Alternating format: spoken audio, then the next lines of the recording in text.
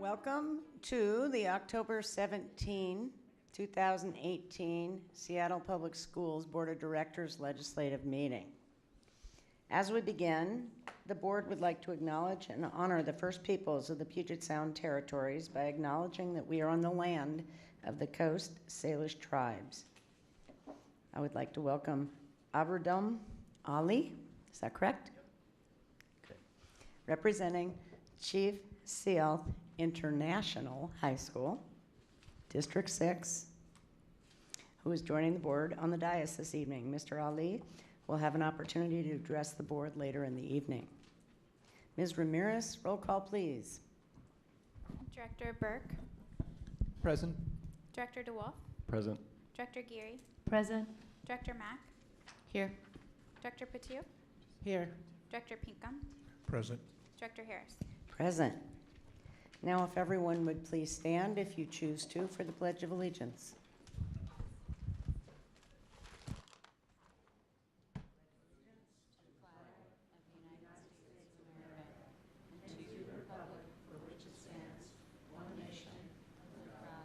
Indivisible, with liberty and justice for all. This evening, Nova High School students will be joining us to perform a poetry reading. I'd like to invite the directors to take a seat in the audience for this performance.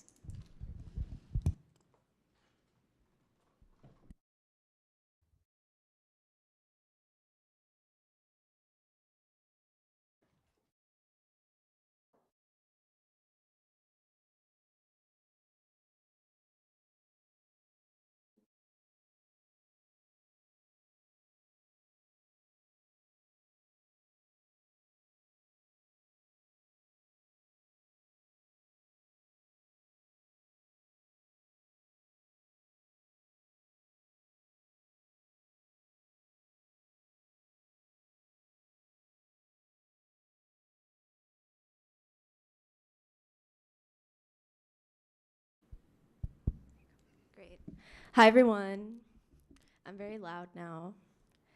So I have a lot of time to talk, so get used to hearing my voice. My name is Azura Tayabji. I graduated from Nova High School this past June. I'd gone to Nova since I was a freshman. It's a place that's still very dear to my heart. And I'm here, frankly, because I'm like mad as hell. About 2 teachers being taken away from a school that probably desperately needs them. So I'm here to read a poem that I wrote for my graduation, and I performed it at our graduation ceremony.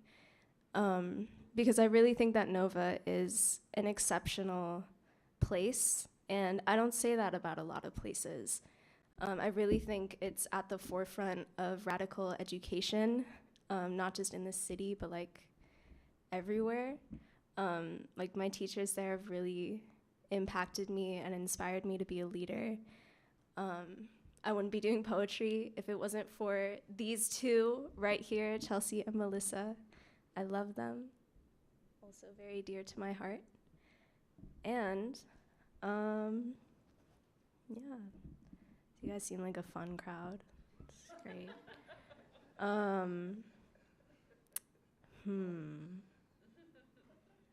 This next poem.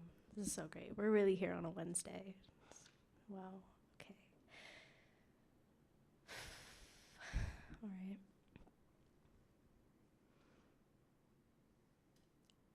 The etymology of the word graduation comes from the 15th century alchemy definition, the tempering or refining of something to a certain higher degree.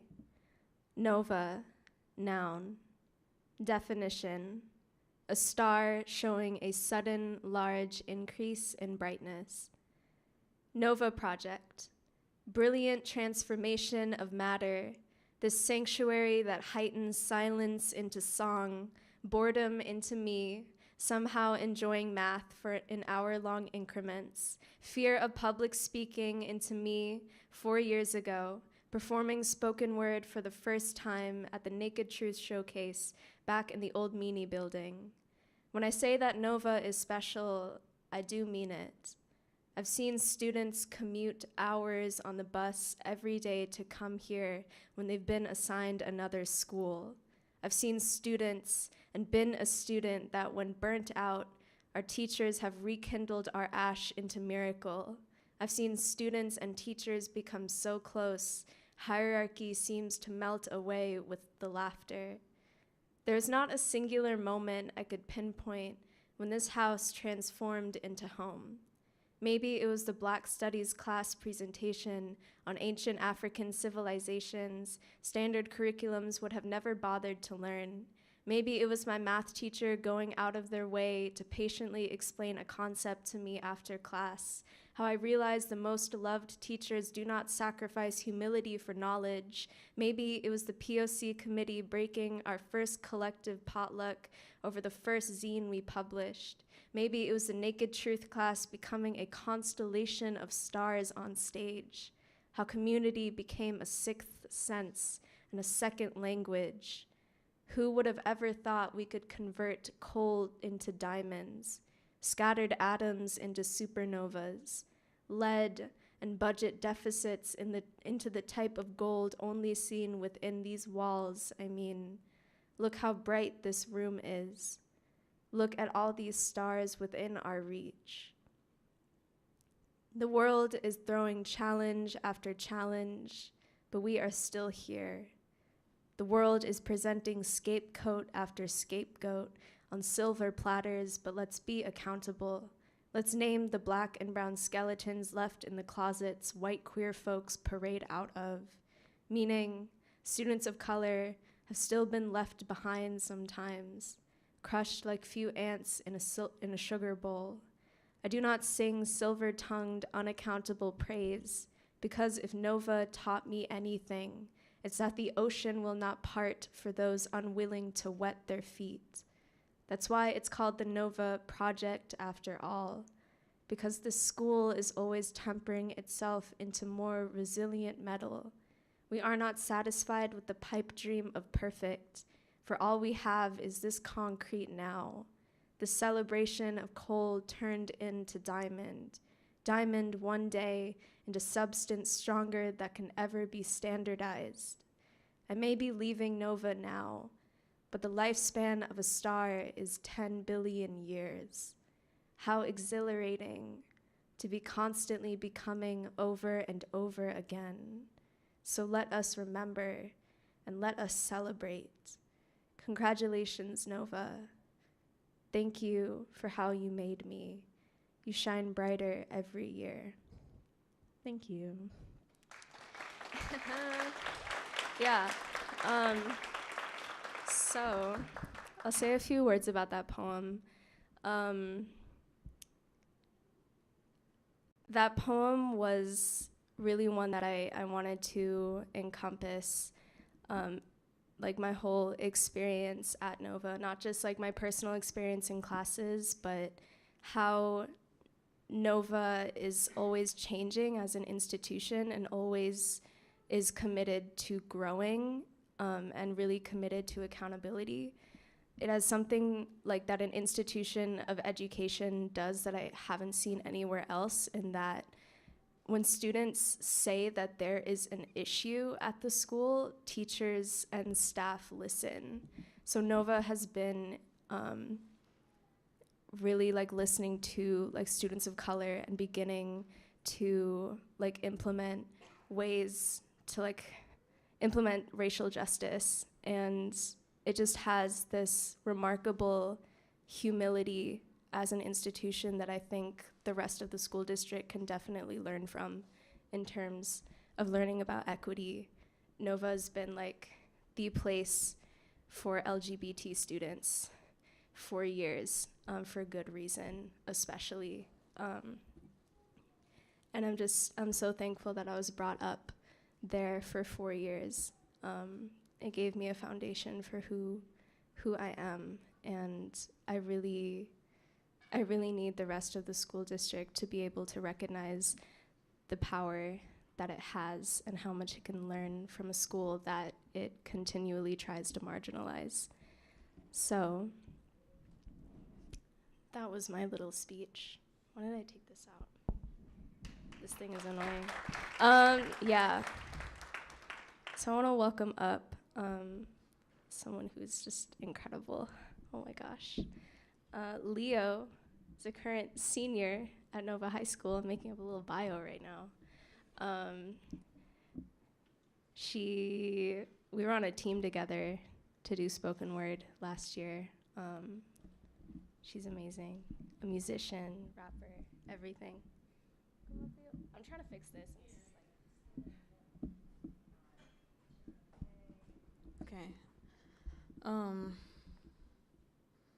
Let me make sure this won't fall before. Okay, so hello, my name is Leo.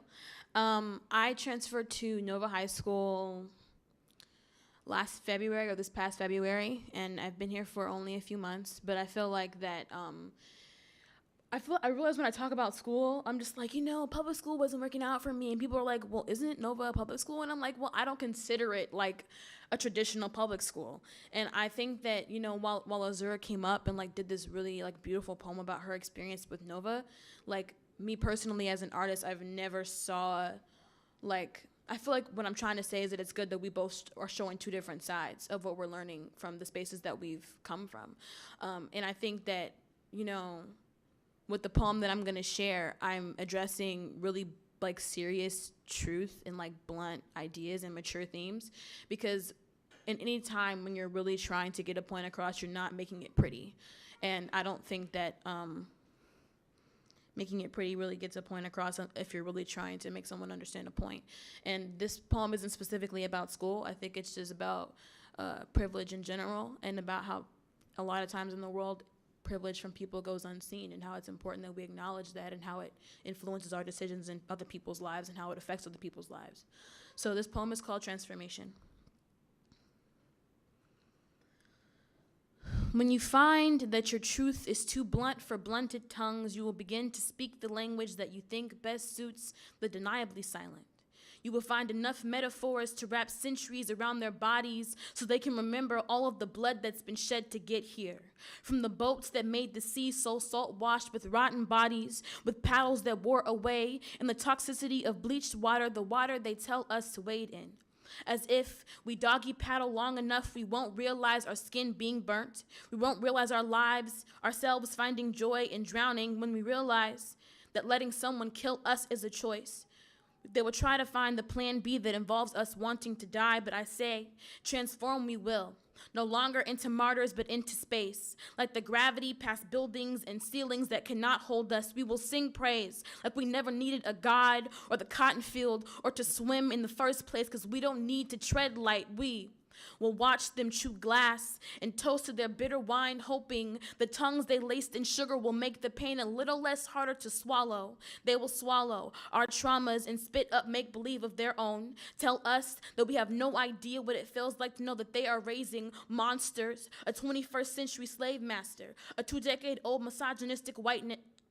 called 2-decade-old misogynistic whiteness a young man, called 1-decade-old racist whiteness just a boy, unknown. But we will transform above it all. We will reclaim the names we took with us from our plantations and never question if we deserve having something of our own. For once, let them toss hands of bourbon and whip scarred backs to the stars. Let the heavens keep skin meant to brandish us with the silence they have when a sister like me is raped, when a brother my color is maimed, when the black face is no longer worthy of a good name. We will transform the dictionaries and the textbooks. We will learn that there is strength built in our tired spines. Learn not to be ashamed of bruised knuckles and closed fists and hard heels. This is us transforming beaten to healed, from broken to steel. This is evolution if it had skin. This is the truth unveiled. This is knowing that in my black body I will always have energy, forcing my organs to scream unworthy, to scribble danger along the walls of my insides, but to be afraid of a body I grew this black is like giving into the darkness, to letting the distance that stretches me thin enough to be pencil be enough to wear me out. But we don't wear out, we transform their mouths into black power speech, their mouths into feminist megaphone, their mouths into a stage, their mouths into the siren of the revolution that has been repeatedly snoozed for centuries. Their mouths will foam with the poison they fed us for light years, and that will be the end of the silence. We have had enough of dying, and so we choose today to live, and that is the kind of truth that can sew a mouth shut. So when you find that someone is having a hard time swallowing your truth, let them choke. Very quickly, thank you. I just wanted to say that my experience with high school has not been amazing. I don't think any teenager's high school high school experience is amazing. But I've had a lot of problems like with schools and like showing up and like being able to be present in spaces and feeling like I'm welcomed. And I felt like that when I finally walked into Nova, I was being welcomed in a space where I could speak my truth as bluntly as I choose. And I feel like having the honor to be in front of y'all today is important as well, just because I know when I walk out that door, regardless of whose feelings I hurt, I know that I was standing for something that was right for me. And I really hope that like everyone's understanding that. So I want to thank you once again.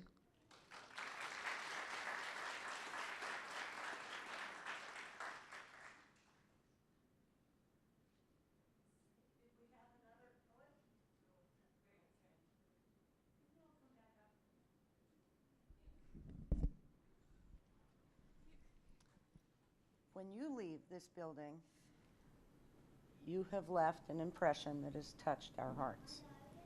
Thank you for doing that. Thank you for digging deep and speaking your truth. Can y'all talk a little bit about where you're going next? Mm-hmm. Please. Do you want to go first? I'll go first. Well, as I said before, I graduated in June.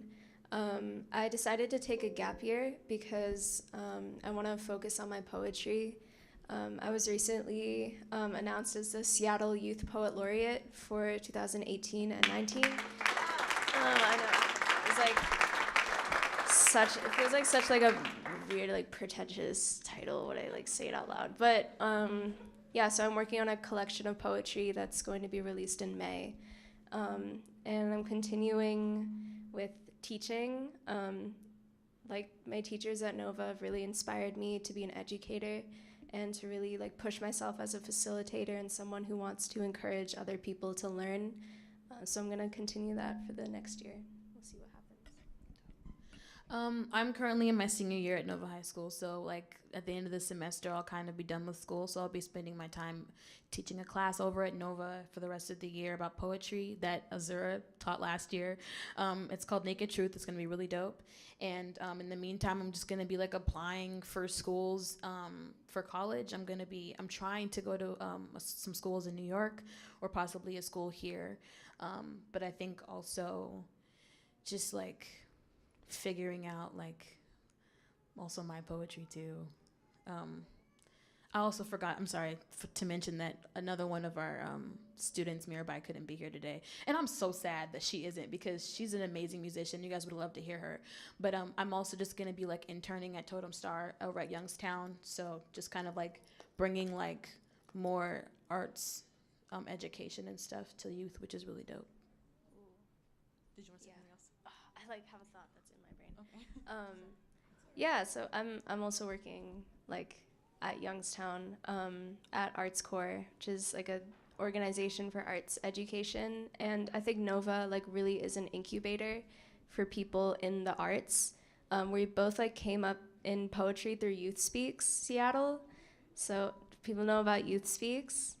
Yeah, it's this great organization for youth spoken word, and I think the last team that we were on, 4 out of the 5 people were Nova students.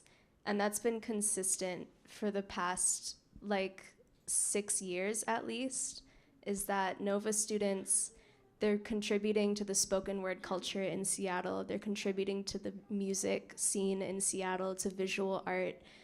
They're really creating like the cultural landscape of this city. So like that's when we need to like invest in the school, is because it's like an incubator for all that creativity that I think is so unique, and that I'm really thankful for. So Sorry. I also just feel really bad just because we recently lost one of our teachers, Gabriella, who was an ethnic studies teacher.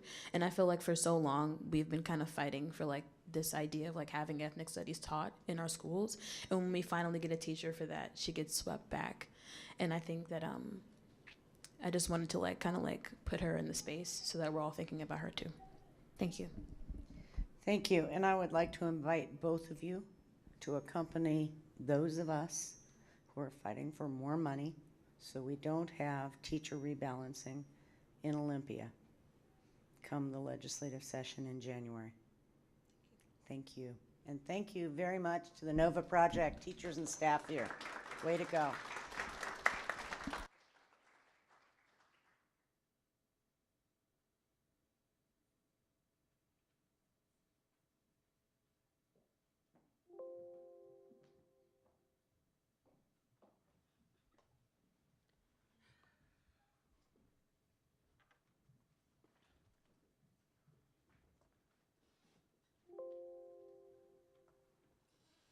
Superintendent, you know it's your turn.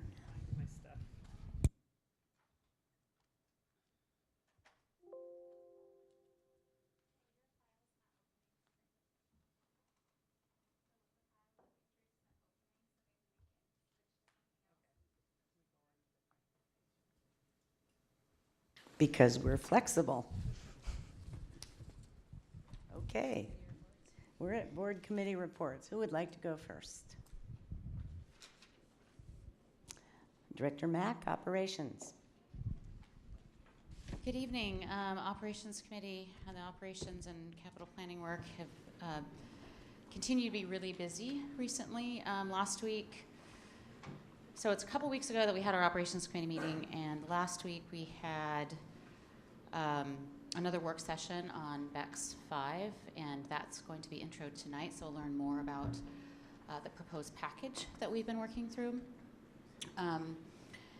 And just for clarification, that's not completely decided and done until it is adopted in another couple weeks or later if something changes. But at the Operations Committee meeting a couple weeks ago, we talked about a lot of important things, including the Facilities Master Plan, which is also on tonight's agenda, and potential upcoming boundary changes for the 2019-20 school year. To clarify, none of those boundary changes have been decided on yet. There's still a fair amount of process to go through. There are some areas that have proposals on the table, other ones that do not yet have those proposals. But if we are going to make changes to boundaries for the 2019-20 school year, those decisions will be voted in probably latest by end of December or early January. So that's kind of the timeline of process. We talked about the 5 main areas that are kind of under proposal at this point. And Green Lake is one area that we were thinking may benefit from a boundary change, but at this point staff is not recommending that because the enrollment has dropped a little bit, and we think we can continue to eke out the space there. It may be still crowded, but manageable. Magnolia's boundaries, because Magnolia Elementary School is opening up in 2019-20. Their boundaries are going to be changing so that the boundaries for Lawton Elementary and Catherine Blaine K-8 will be shifting. Currently, the proposals that are on the table for that are to not have the boundary go beyond 15th, so it no longer goes into Queen Anne. There are community meetings scheduled next week and the week after. Lawton on October 25th at 6:30 at Lawton Elementary, and then at Blaine K-8 on the 1st of November. Both of those are at 6:30. That's where you can learn about what the proposed boundary changes are and offer input. Maple is another one that is under consideration. The boundary change for Maple was proposed for a year out, not this coming year, for 2020. The conversation has come up that because Maple is so overcrowded, maybe it's beneficial to make a change a year earlier. And the conversation that happened at the committee meeting was that we may need still some more analysis and planning and community engagement around those boundaries, because we have Wing Loop opening up, which opens up more space. And there's a whole kind of southeast region that we might need to be a little more comprehensive in how we're looking at that. So I'm not sure where we're going to land on whether or not trying to push forward a boundary change for 2019 actually makes sense at this point, or if it will potentially not happen this year, but more community engagement, more analysis and study and conversation over the impact of Wing Loop opening in 2020.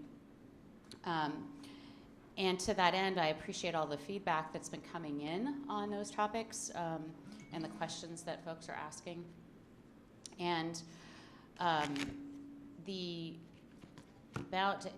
to have further conversation, staff is working on proposals for all these different areas, and we'll have a growth boundaries work session on, I'm looking at Michelle and Ellie, if we got that scheduled, end of November. So it's not scheduled yet, but we're working on it. So there will be a growth boundaries work session of the board towards the end of November.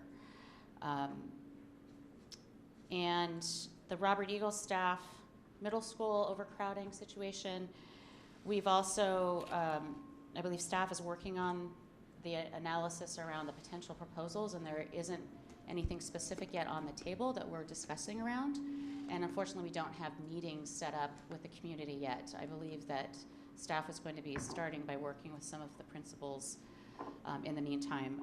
So TBD on the Robert Eagle staff boundary process, as well as Mercer. I think the Mercer conversation's impacted greatly by whether or not it is identified in the BEX 5 levy projects.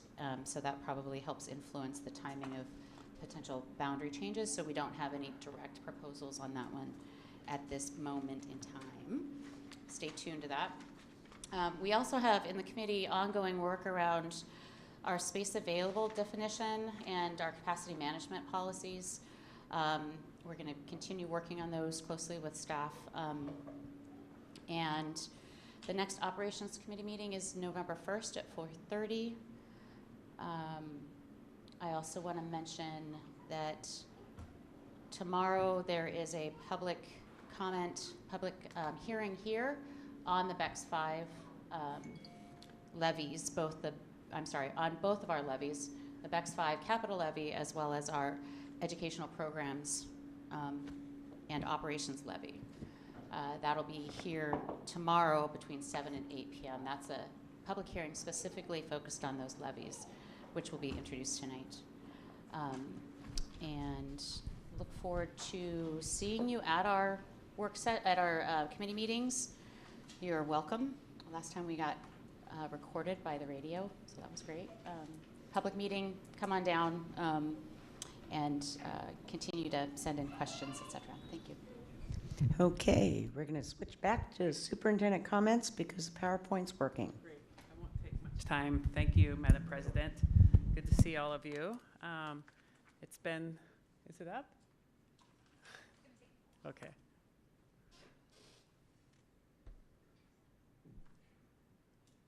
You have a corny joke for us? So. Oh, I wish I did. I have so many in my head. Get them mixed up. He tried earlier. It didn't go that great. So it's been a while since I gave some comments at the board, but you know, as you all know, I've been out listening and learning, moving around the city. It's been pretty busy. I just finished stop 18 last night out in the community, as well as a lot of internal district types of meetings. So altogether, there will be about 40 stops on the listening and learning tour, and it's been really great. And so, as you know, I usually have my remarks separated by students and family, staff, and community. You'll have to go forward. Again. So this is at one of our Listen and Learn tours that was sponsored by and hosted by CSEC. And this is Darlish, an 11th grader at Franklin, and she spoke very powerfully about her experience in the high school. And it was just really great to have student voice integrated into some of the stops that we made. CSEC actually sponsored an evening that really centered families of color and their voices and their experiences in our Seattle Public Schools, and it was a really great event, well attended. This is Principal Dicer at Highland Park Elementary. I was lucky enough to sit in this class during a reading lesson where we learned a lot about how to make sounds in different words. This young man shared his story about, he was right about how when he nearly drowned, but he's sharing a story with me at Rocks Hill at E.C. Hughes Elementary.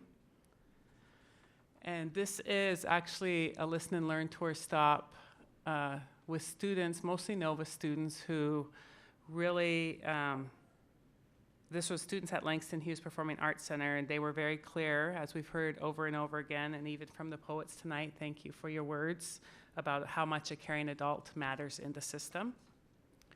And throughout the tour, students have urged me to find teachers who also look like them. They want to see themselves reflected in staff and in instructional materials. This group is from Nathan Hale, and they were very clear in their ask during our listening and learning session. This is a couple young ladies from Cleveland High School.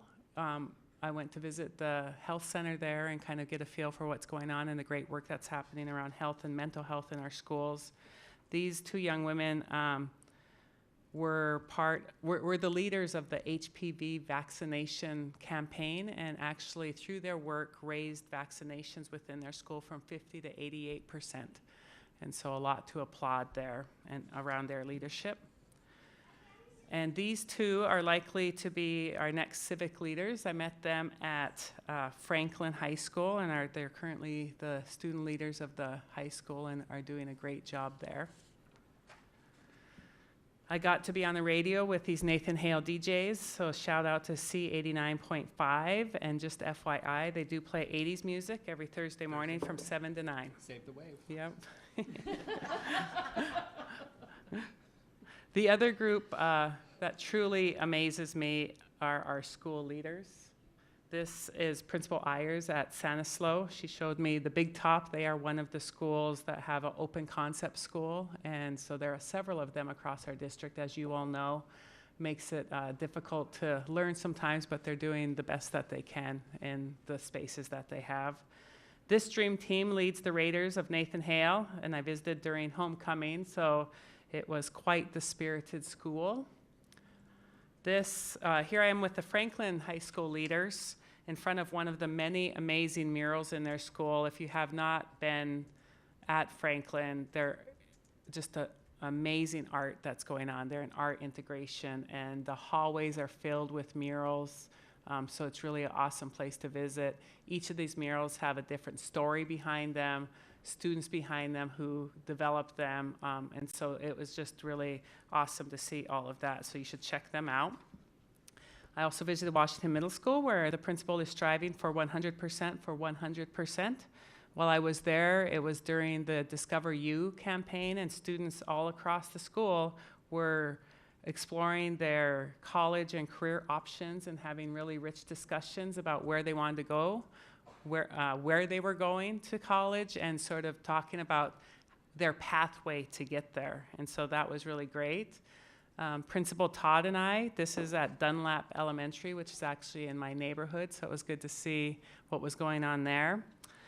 Principal Russo shared heartfelt stories from Graham Hill students and their families, and I hope that she gets to visit with you when the agenda item comes up for shifting some of the work that's going on in her school. It's very, very powerful family voices that she's doing a lot around equity in her school, and I think you'll be very, very amazed by what's happening there. her devotion to equity and providing equitable services to her students and families is really commendable. Principal Scott and her team really focus on family engagement, and the evidence was clear all across the school, and it pays off. They won the Partnership School Award, and this is at Hawthorne Elementary. In fact, so much so that she brought her PTSA president along to kind of tour the school and fill me in on some of the efforts that were going on. Principal Cuthbertson and her team at John Muir are focused on strong systems of support for each student, so there's great work going on there. And finally, as you all know, the amazing Principal Williams of Aki Karosi and I, we were speakers at the Alliance for Education Black and Orange Gala last weekend, and she knocked it out of the park and really, she brought a former student to her speech, and he had such a powerful story. It was really good about the evidence of the good work that's going on in our schools. And you did too. Oh, thank you. And finally, community. By the end of this week, as I said, I will have held 19 external listen and learn sessions, over 40 total. We've heard from thousands of community members, and I'm just really appreciative of the community members that come and share ideas on how to make our system even better. The first one, go back one. This is at CSEC, the one that they hosted, more of a Q&A, and then really had some table talk and input into the question that we're asking all across the city. And I just want to give a thank you to our over 300 plus partners in this work. It really does take a village to make sure that we run a good quality system. This next picture was at the Chinese Information Service Center. Next one. We had a really good turnout. It was a translated event, but also just really great stories to hear about how we can be even better. And of course, thank you to the city and Creative Advantage for hosting. This is at Langston Hughes. And then the next one is thanks to the Pan-African community for gathering with me to share their stories. And again, they want students to have advocates and instructional materials where they see themselves. And so that seems to be a theme across the city. Thank you to Youngstown and Southwest Seattle for sharing their hopes and dreams. That was a good meeting, a lot of good feedback. Thank you to Seattle Council PTSA for hosting one of our largest groups, actually up in Northeast Seattle, focused on centering the ethnic voices of Northeast Seattle. Really great turnout, good stories, very, very diverse crowd. So I want to thank them and all of the attendees who came to that. As I said, I've been talking with each department within John Stanford. I just finished up all the departments today, and this is me meeting with our security and ops team last Friday, and I'm just so appreciative of their work with students and our school safety in the district. This one was last week. Thank you to the Ballard PTSA for hosting. The next one, thank you to Principal Cross and Seattle World School students and their families. This was also a very well-attended translated event or interpreted event where people really shared their desire for rigorous curriculum for all students. A lot of powerful student voices who stood up and said they really want to be able to access college material, that the classes need to be more rigorous, and so that was powerful voices there. Thank you to our special ed PTSA for sharing their ideas. We hosted that event here to better serve students with disabilities across our district. And then, of course, this past weekend, our guest partner, the Alliance for Education, raised money to support our work with students, and I'm so grateful for the generosity of the Seattle community stepping forward and providing funds that are going to help us. There are two, and as all of you hopefully have read, Amazon provided or gave $2 million to the Alliance for Education at this event to help with right now needs for students. And so food, clothes, it'll be run the gamut about trying to help students not have to worry about finances or things that they might need or their family might need so that they can step into school to learn. And so we're thankful for that partnership and the donations that come from the Alliance for Education and their partners. There are 2 more listening sessions tomorrow night at Concord to hear from Latino families, and then November 15th with Native families. Just so you know, this experience of listening and learning has really helped me better understand the diverse needs across our city, and I look forward to sharing our learnings with the community soon. So thank you, Madam President. Thank you. We're still on committee reports. We're circling back around. Who would like to go next? Director Burke, Curriculum and Instruction, please. Thank you. I'll be reasonably brief here. We had a curriculum instruction meeting on October 5th. You'll see some of the results from that coming forward. There's 4 items. Policy 2023, which is digital citizenship. It's sort of a philosophical bedrock policy around electronics, internet, digital media. We have the annual approval of programs using the ALE, Alternative Learning Experience model, which is coming forward for full board approval. We have some courses with new content, including one that is highly conversed about. We've got an ethnic studies course that's coming forward within this bar. And then a real celebration and approval of contract for the Open Doors Youth Re-Engagement Program that's going to come forward as well. So I'm looking forward to everyone being excited about those. The upcoming CNI meeting, November 6th, highlighting, that's 4:30 to 6:30 p.m. in the board office, back that away. Public meeting, all are welcome to come. There are not usually opportunities for public to speak, but at the discretion of the chair and time available, we can sometimes pull some public dialogue into it as well. Topics that are going to be covered there.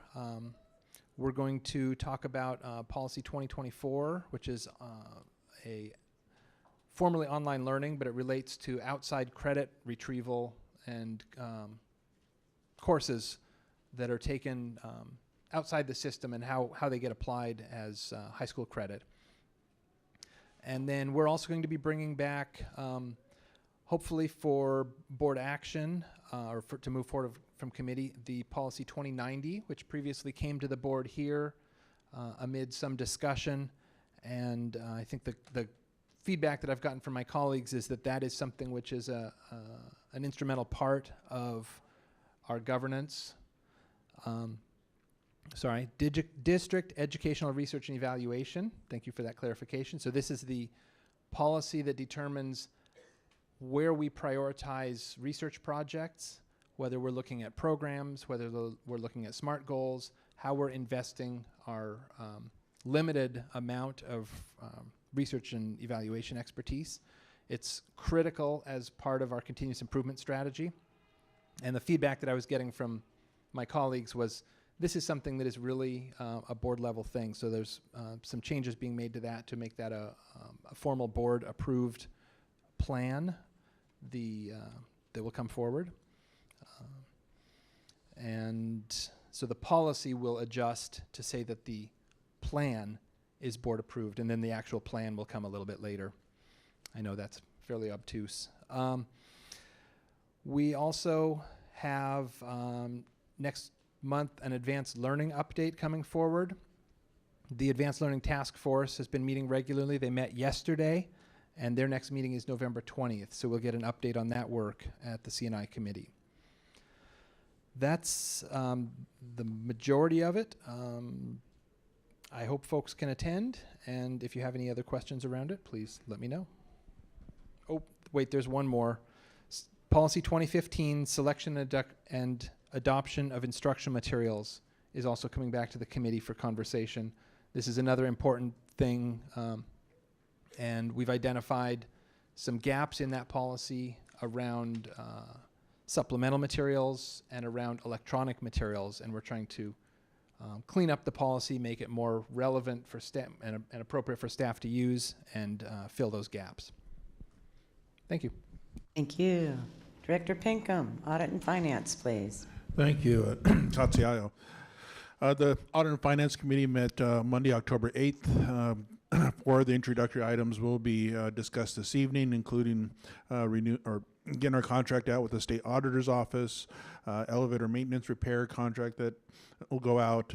Also updating some of our policy, going from the lettered to the numbered system, as well as making some clarification about job sharing that we have amongst our staff here with the school district.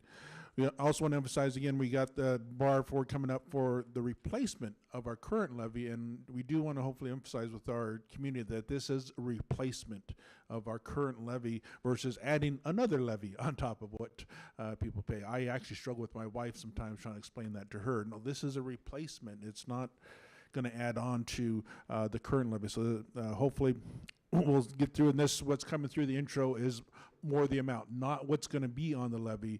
We're still going to do that with the community input before we make that final decision. So this one is just authorizing the amount that we'll seek. We also had a couple notifications about a few of our contracts exceeding the $250,000 mark, and information about upcoming changes that are impact us as far as healthcare benefits and FMLA changes in laws. In particular for the healthcare, that instead of us contracting out with our own healthcare, we will rely on the state's healthcare system and the transition for that. We did not have any monthly financial updates this past board meeting because we're closing out one of the financial calendars, and don't ask me which one, I get them all confused. So we'll get an update on that at our next meeting, which will be November 5th. If you can attend, please attend. I also want to inform you that we will have a summary from our internal auditor this evening, so I'll leave that portion for when he comes up to do the presentation. But that's the update from ANF. Katsiaya. Director Geary, being the only executive committee member at the executive committee, could you give that report, please? Okay. We held our meeting on October 11th. The one board action item that was discussed is also up to today for introduction, which is the legislative agenda. So I'll be rolling into that as well, since I do the legislative committee announcements as well. Our special attention items were that Superintendent Janot gave an update on her listening and learning tour and some of the equity issues that she has been noting, including looking at field trips, transportation, and ASB fees. The big conversation that executive had was around our own, the board's oversight work sessions, which we by policy have to conduct to oversee the work of our district. And the question being is that, are those oversight work sessions fulfilling their function for us? Should we be analyzing how they can change in order to allow us better oversight? Should that oversight be better aligned with the bodies of work that we are doing? Are we finding that they are redundant in terms of the use of our time and the information delivered? So those are questions that we as a board need to continue to think about. And so, my fellow board members, if you have thoughts for the executive committee on the efficacy of the oversight sessions and what information you would like for them to provide that is not currently being provided, and what information you find not to be helpful, that is something that you should share with us, and be looking for our communications to you as well to streamline that process for our staff, because it takes an incredible amount of time to create those sessions, and we want them all to be helpful and a good use of everybody's time.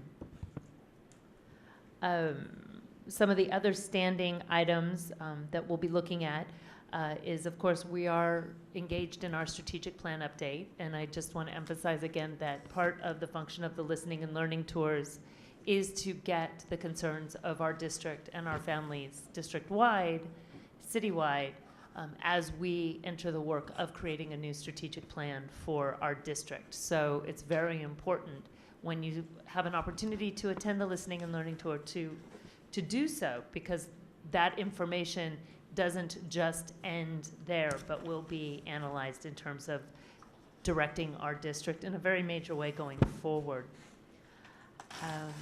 And then finally, I think the last thing I'll report on is that we as a board are also updating our own goals. And so we had a discussion about the different areas, including collaboration between the board and the district staff, practices of governance, potentially community engagement, and also making sure that whatever our goals are well aligned to the overall goals of our district, and that we are working in sync with our staff and the directions we're giving to the district and doing our work. So we'll be looking at putting together a board goals proposal for everybody to look at as well. And I think that will conclude that portion of my report, and I'll just move into the legislative aspect of it. We have been working on putting together our legislative agenda. It will be up for introduction today. So if you are interested in what we as a district will be advocating for or informing our legislative delegate about when the session begins and as session approaches in the new year, we will be discussing that today. And that will shape then how we go about talking with our legislators next year. We try to make them broad enough that we can talk about a lot of different things, including equity, fully funding the cost of our education, increasing our levy authority, providing funding for the class sizes that are being mandated, and providing funding for comprehensive school safety are some of our big ones. We have capital projects, and then whatever assistance that they can provide us for eliminating the opportunity gaps. But more details are provided within the legislative agenda if the public is interested. It will be coming up for introduction and then action in a few weeks. And so if the public has input on that, please let us know. And finally, the next executive meeting will be November 8th, 2018. At 3 p.m. in the boardroom. Okay. Mr. Ali? Did we lose him? Great timing. You're up.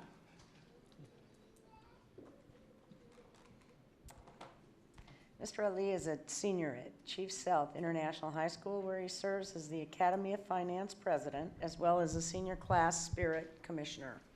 Over the summer, he had the distinct pleasure of participating in an 8-week-long internship at KPMG through the National Academy Foundation.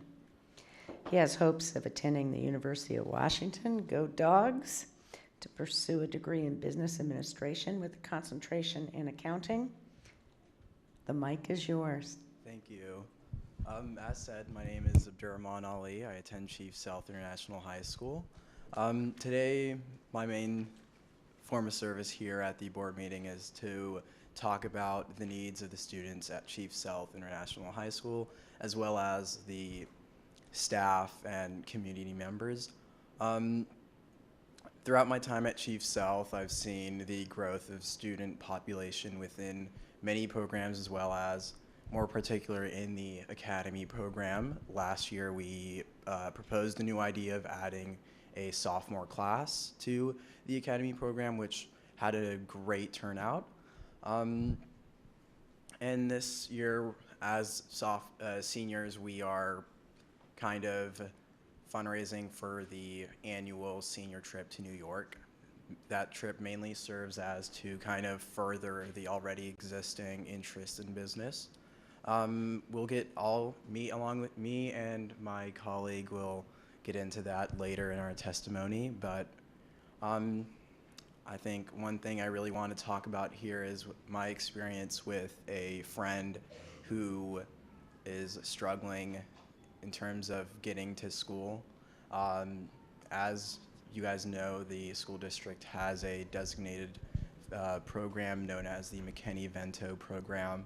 I've attempted to kind of direct the student and my fellow friend to talk with our school social worker. Unfortunately, there has been a lack of resource in that field. He has been told that by the regional supporter here at the district that they can't provide such services, and that has been a detriment to his career as well as experience in high school. I think I just have the idea of being here and kind of asking what is the district doing to kind of get students. Yeah. Assistant Superintendent McAvoy, can you wave so that he can make contact with you with respect to this issue before you leave tonight? Okay, thank you. She's the one. Thanks. Okay, as I was saying, if there is anything you guys are doing to kind of limit the possibilities of such things happening.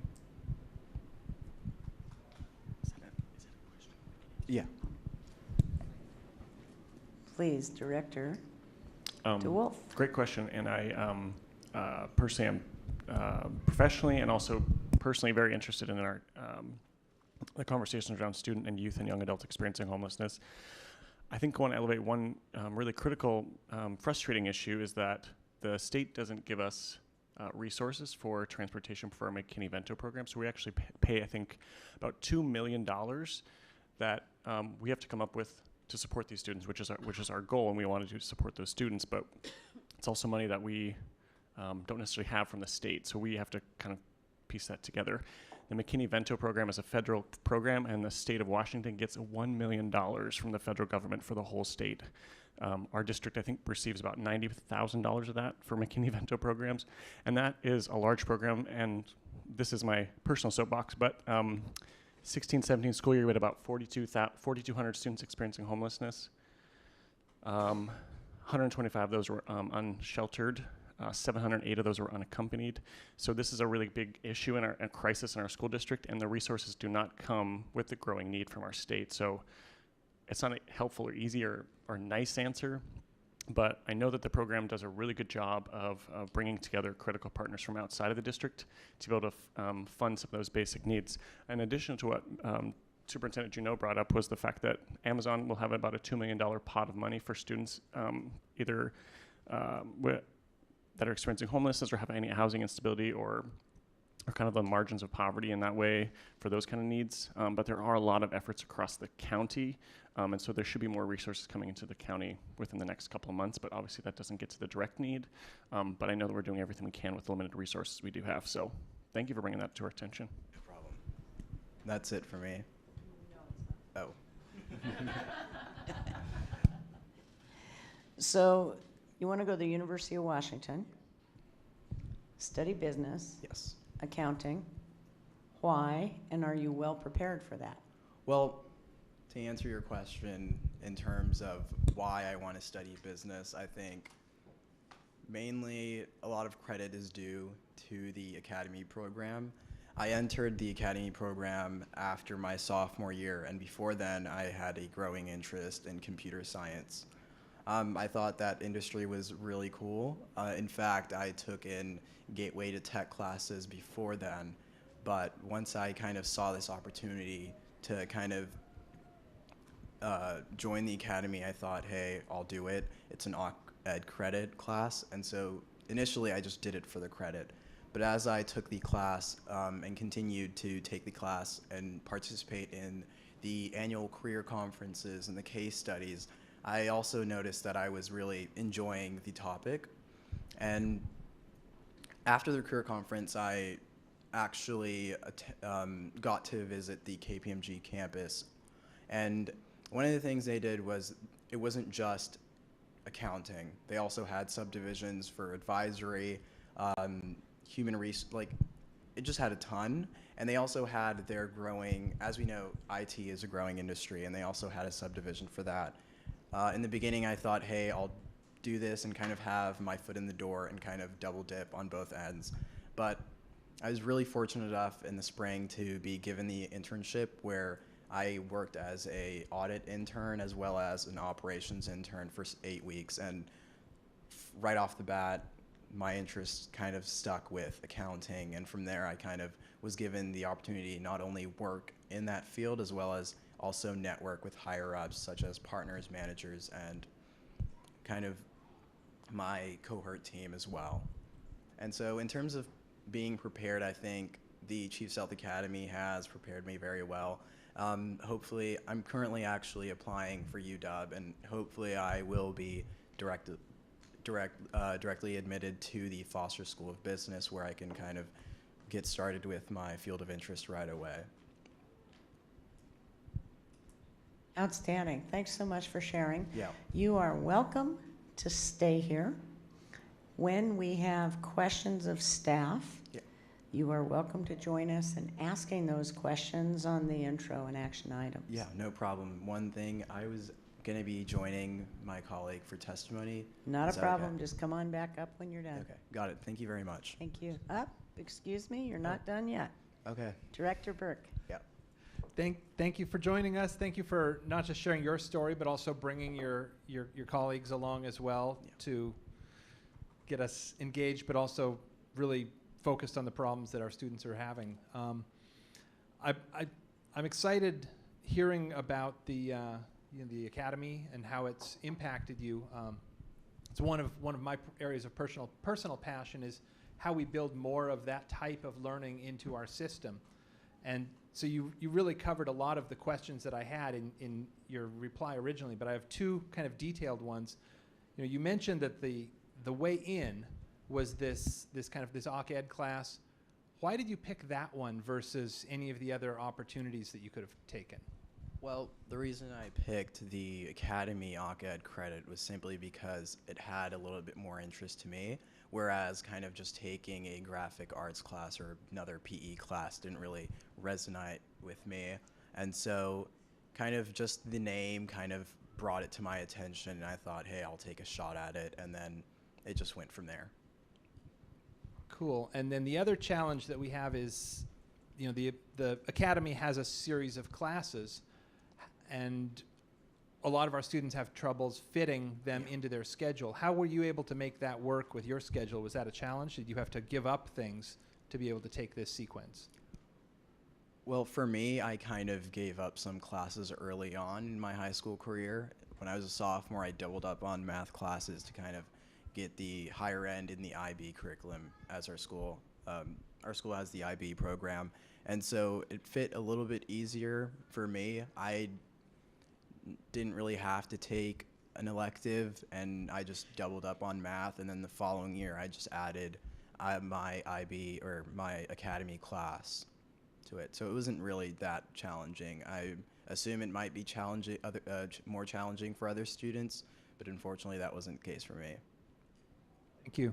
Just to put in another plug for this program among my colleagues, the Seattle Academies at Chief Sealth, Franklin, and Ballard celebrate 100% graduation rate, and there's lots of stories, much like Mr. Ali's story, so thank you. And extraordinary internship opportunities. Yeah, definitely. Director Mack, you have questions for Mr. Ali. Sorry, thank you for coming and Yeah, no problem. speaking with us today. I was curious what you do when you go to New York. What are the sites you're looking to see, and what's the educational component of that trip? Well, for the academy, once we get to New York, we kind of get to see all the things we were learning about. From what I remember last year, for much of the first semester of my junior year, we played a stock market game. And as we know, Wall Street is big boom in New York, and so we get to really engage in the things that we were learning about for the past 2 years, whereas other programs, you kind of just learn about certain topics, but you don't really get to indulge in them. And so I think the New York trip serves as more as a, hey, this is what you've been learning and it's in action, whereas other programs don't necessarily have that. They also have they also come with recreational purposes as well as networking purposes. So I think the National Academy Foundation gets together with all the seniors who were part of the National Academy Foundation. We get on a cruise, and I don't know all the specifics as to that part of the trip, but we kind of celebrate that accomplishment that we've made. And then also we get to attend other networking events where we kind of meet with higher ups. So it's just a lift off of the annual career conference, which we have tomorrow, in fact. And then, yeah, that's about it. Terrific. Thank you very much. Okay, we have hit the consent agenda. May I have a motion for the consent agenda, please? I move approval of the consent agenda. I second the motion. Does anyone have anything they would like to take off of the consent agenda this evening for us to deal with separately? Director Mack? Seeing no one wishes to take anything off of the consent agenda, please signify moving the consent agenda by saying aye. Aye. Okay. We have 10 minutes before public comment starts, and we want to start that right at 5:30. We have a very long list. We have time for 1 or 2 board comments. Who would like to go first?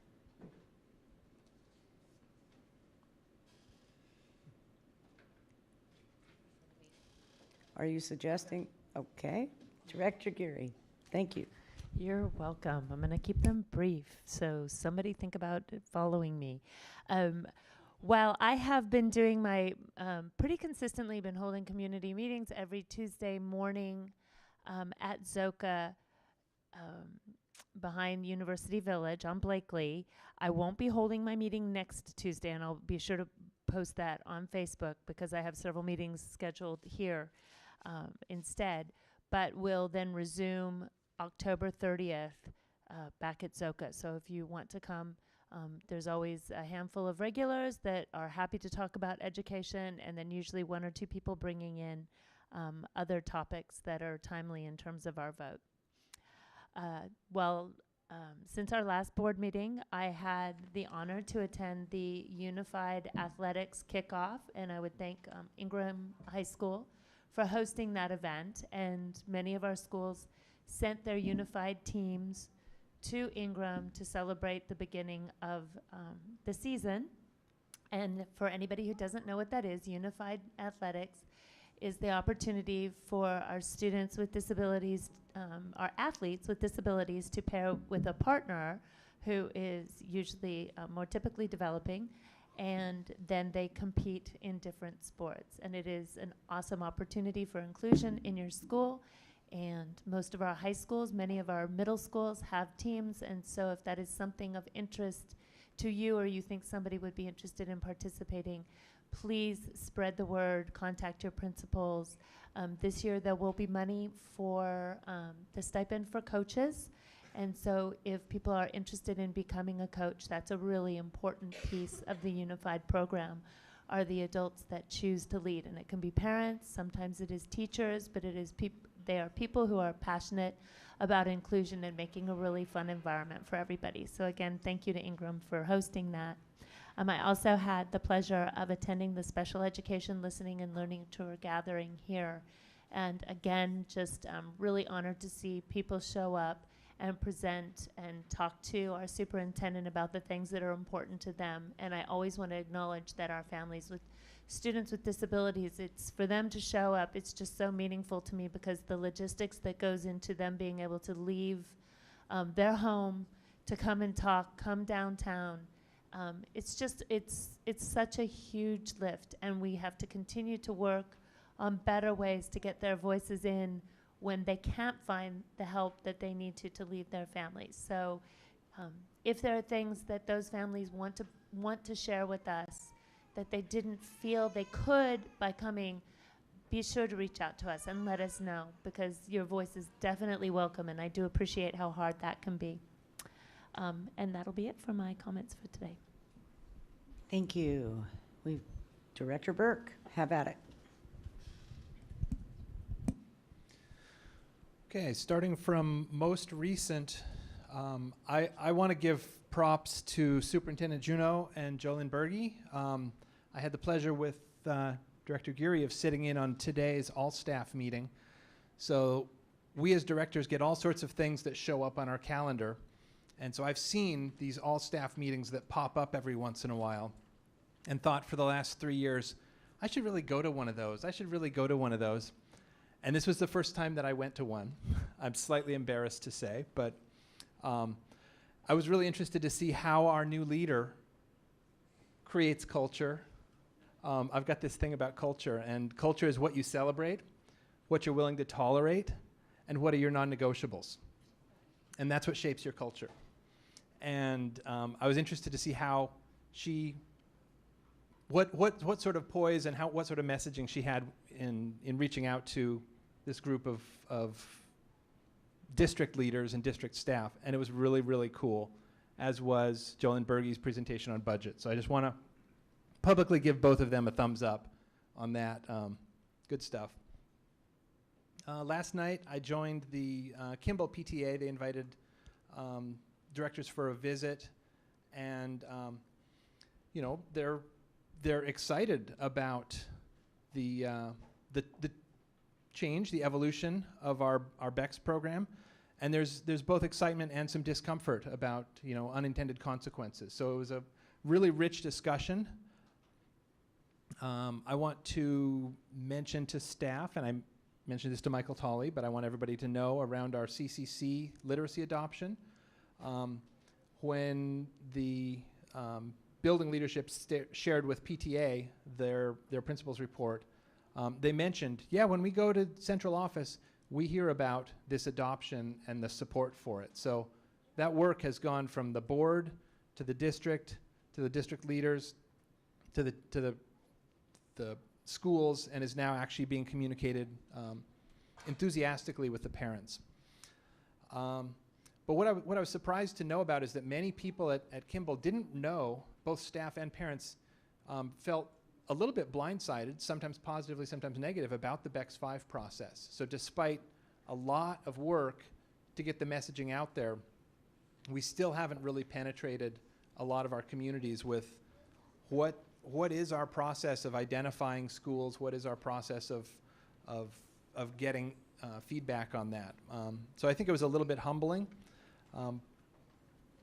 but I also own the fact that we have to make some decisions that are just based on, it seems a little cold and uncaring, but based on numbers and statistics from consultants. And then the other take home from that visit is there were a lot of folks that were really passionate about the existing school feel. It's an open concept school. And so when that school, should it be a BEX school, should the voters approve the levy, when that goes to the design phase, the feedback from that community is that they really wanted to engage around that design process and make sure that they could maintain the sense of community and the feel that they love about their school, which is a very, very cool building. I just walked into it and I felt like, this feels like home. It's just very, very comfortable. So that was a neat visit. Earlier this week on Monday, we sat in on the ITEC, the Information Technology Advisory Committee, shared that with Director Harris.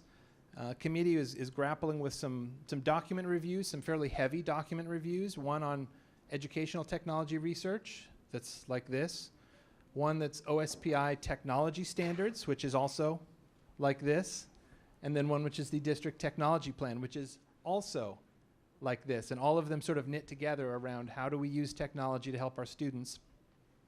And then we also had what I consider a slightly scary but confidence-inspiring presentation by April Murdoch around our district IT and data security. There are definitely digital threats out there, and we've got some super smart people and some really cool systems that she wasn't completely willing to share because she would have to kill us. She probably wouldn't do that. And then we wrapped it up with a rowdy conversation around computer ratios and the value of 1-to-1 versus 3-to-1 versus 5-to-1 and educational impact on students. So that was a really neat experience as well. Great group of people. I have some community meetings coming up. I have a tentative schedule meeting October 24th at the Maple Leaf Community Council General Meeting, which is at Olympic View Elementary, 6:30 p.m. On Thursday, the following day, the 25th of October, Sacagawea Elementary PTA is having a potluck, and this is celebrating their receipt of the Jan Harp Domini Diversity Award, bestowed on behalf of the racial equity team. So that's going to be a really neat thing. And then I have 2 community meetings tentatively scheduled November 3rd, Ballard Library, 4 to 5:30 p.m., and December 8th, 10 to 11:30 a.m., Greenwood Library. Once I get confirmation from the libraries on those, they'll get posted on the calendar. Thank you very much. Fabulous timing. We are at public testimony. Can you read I can read the caveats regarding public testimony. In accordance with Board 1430 policy and corresponding procedure 1430 BP, one person speaks at a time unless they're students. For the first piece, Mr. Ali. 2, comments should be addressed to the board. 3, please adhere to the time limit. You have 2 minutes to speak. When you have 30 seconds left, you'll have a yellow light, so you can wrap up your comments. The focus of the comments should be on the issues and solutions, and the majority of your time should be on the issue that you signed up to speak about. No racial slurs, personal insults, ridicule, or threats will be allowed or tolerated. No comments regarding personnel matters, and all signs to the meeting are subject to the same ground rules. And we had one change, I believe, with respect to, one second here, we had a change on our public comments because we had it set up a little differently. She'll call? Okay, perfect. Thank you.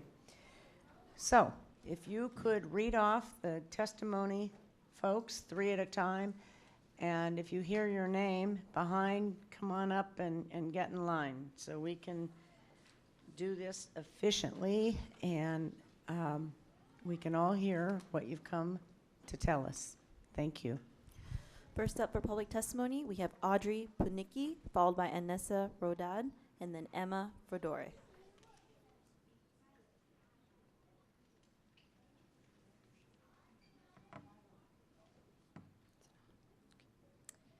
Hello, my name is Audrey Putnicki, and I am the president of the Hospitality and Tourism program at Chief Sealth International High School.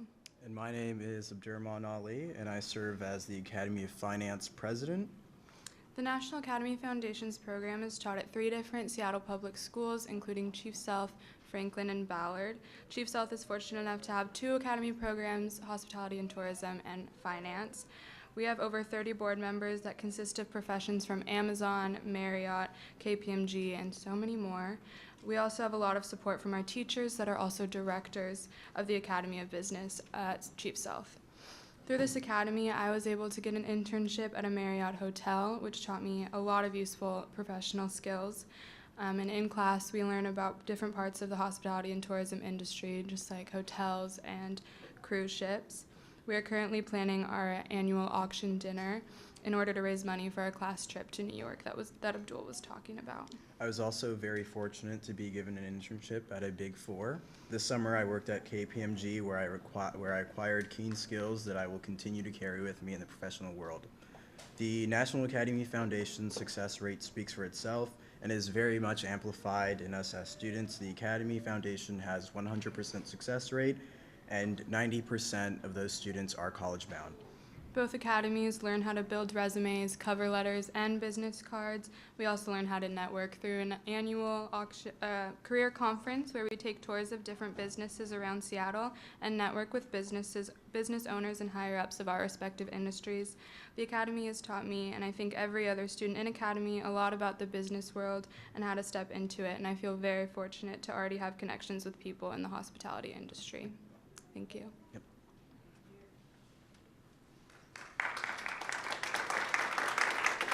Anessa.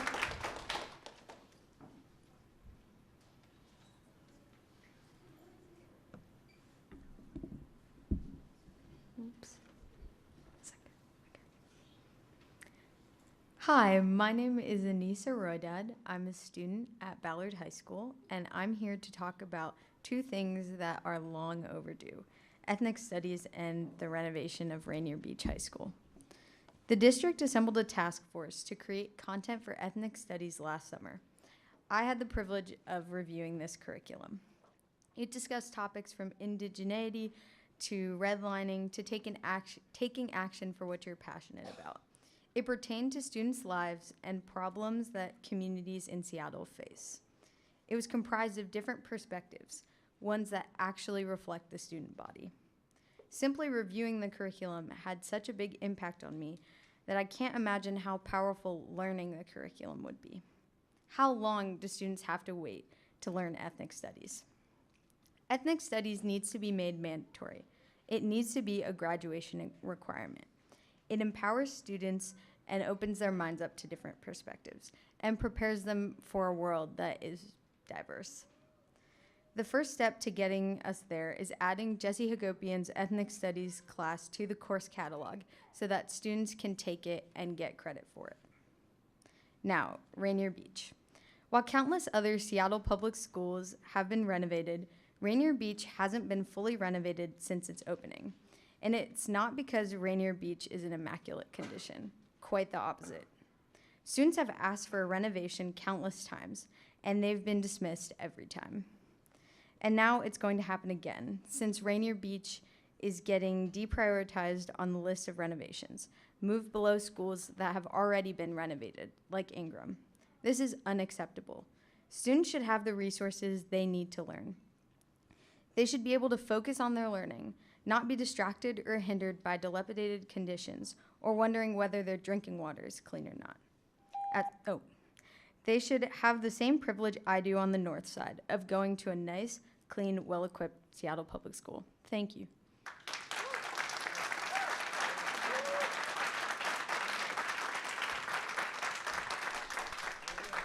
After Emma, we will have Shirin Ariana, followed by Chris Jackins and Amina Adams. How do I adjust this? Sorry. Here, I can just lean down here. My name is Emma Fedor, and I'm a senior at Ballard High School. I'm here to discuss the necessity of adding ethnic studies to the course catalog and conceivably becoming a graduation requirement.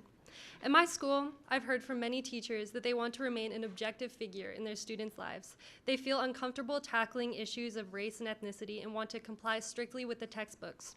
But our textbooks are primarily teaching from a Eurocentric perspective, a point of view that skews history in favor of making it more palatable for white people. I've been fortunate enough to have teachers that have not only taught me a holistic narrative of the past, but that have held oppressors accountable for their actions. In 7th grade, I learned about the internment of indigenous people on the Aleutian Islands during World War II. In 9th grade, I learned about the Abbasid dynasty, a Muslim empire that thrived while Europe was mired in the comparatively uncivilized Middle Ages. In 11th grade, I learned that Martin Luther King Jr. was in fact not a racially colorblind pacifist, but a radical. These teachers overturned my preconceptions of the world, and they're the reason I stand before you today. But I've also been in an environment where my teachers have been unsuccessful in challenging the biased history we're often taught. When discussing the atomic bombing of Hiroshima and Nagasaki in my US history class last year, the incarceration of Japanese Americans was never brought up. Instead, most students vehemently defended the US's actions that resulted in the death of 150,000 Japanese civilians. It's not that the students in my class were bigoted, it's that the teacher simply did not give them the resources to explore how internment represented the vilification of Japanese people. The teacher did not give them guidelines to discuss this sensitive topic. I was shaken by the debate, but as a white student, I can't imagine how it must feel for my ethnicity to become a pejorative. Too often, I hear that discussions about race and ethnicity make white students feel alienated, uncomfortable, and upset. What about the students of color that have to sit through courses that only portray their ancestors as inferior, uncivilized, or enslaved? It's time to subvert the norm of teaching the history of the oppressor, and it's time to break the taboo on discussing race and ethnicity. Making ethnic studies a graduation requirement will open that dialogue. Thank you.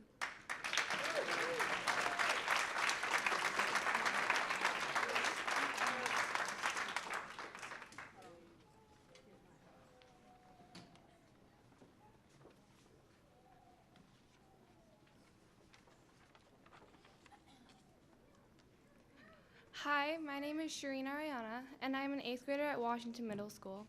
I would like to know why digital citizenship and media literacy were not provided prior to beginning online French and Japanese at Washington in the first place. We do not come to school for online classes, but if they are provided, this resolution should be implemented because learning can be so difficult without it. After a month of school, we finally started the online language program.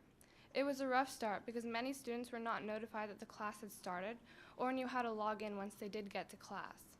As soon as we began, we found that before every practice test, there were a list of new vocabulary words that we were expected to learn.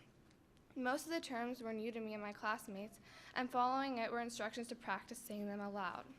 All of us had a difficult time doing this. To begin with, we had no idea how to pronounce any of the words, and being so close to my classmates in a library with headphones on, while attempting to speak this new language without any help, is definitely not the ideal situation. It was awkward, let me tell you. After lots of confusion and help from Google Translate, we finally made it through the lesson. I've heard plenty of students taking online French and Japanese remark that they would rather retake this course in high school instead of keeping the credits because they know they aren't learning anything. Languages should not be learned while staring at a computer screen, but with an experienced instructor. Another thing that my fellow classmates and I are extremely worried about is something called a conversation cafe. It is a part of the course that requires us to speak to a person through the computer in order to practice.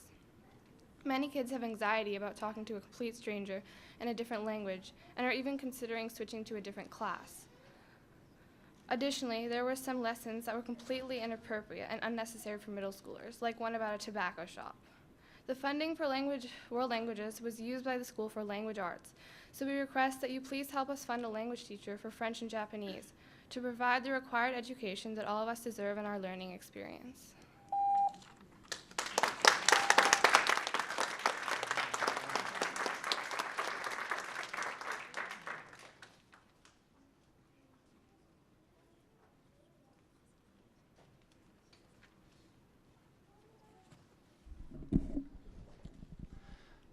My name is Chris Jackins, Box 84063, Seattle 98124.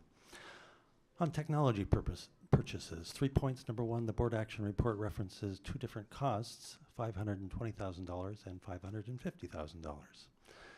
Number two, the report states that most teachers responded very favorably, quote unquote. Was most 51% or 99%? Number three, please discuss straightforward examples of the intended use of the laptops. On final acceptance of the contract at Whitman, the board action report seems to include an incorrect address for Whitman. On the distressed schools grants at Co and Magnolia, 7 points. Number one, will these projects reduce playground space? Number two, have these proposals been reviewed in light of the citywide enrollment drop this year? Number three, has the proposed Magnolia K-3 class size reduction been evaluated as a site-specific academic priority? Number four, the district is asking for exceptions to the zoning code for the CO project.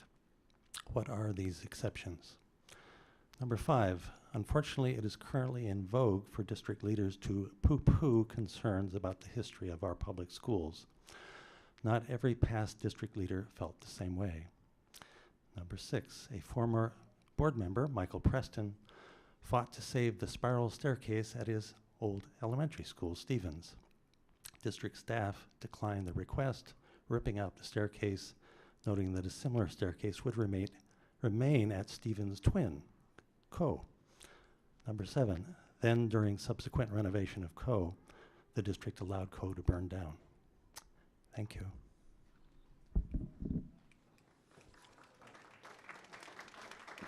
After Amina Adams, we will have Carrie Brown Wooster, followed by Kyoko Sakuye, and then Kim McCormick. Did you say Carrie Brown Wooster next? Sorry. After Amina Adams is next. Okay. Hi, my name is Amina Adams. I'm a senior at Rainier Beach, and I'm also here for the renovation of Rainier Beach and having ethnic studies. But I want to start off with Seattle's mission statement, and they said committed to ensuring equitable access, closing the opportunity gaps, and excellence in education for every student. And by Beach getting renovated, we need to be learning in a flourishing environment.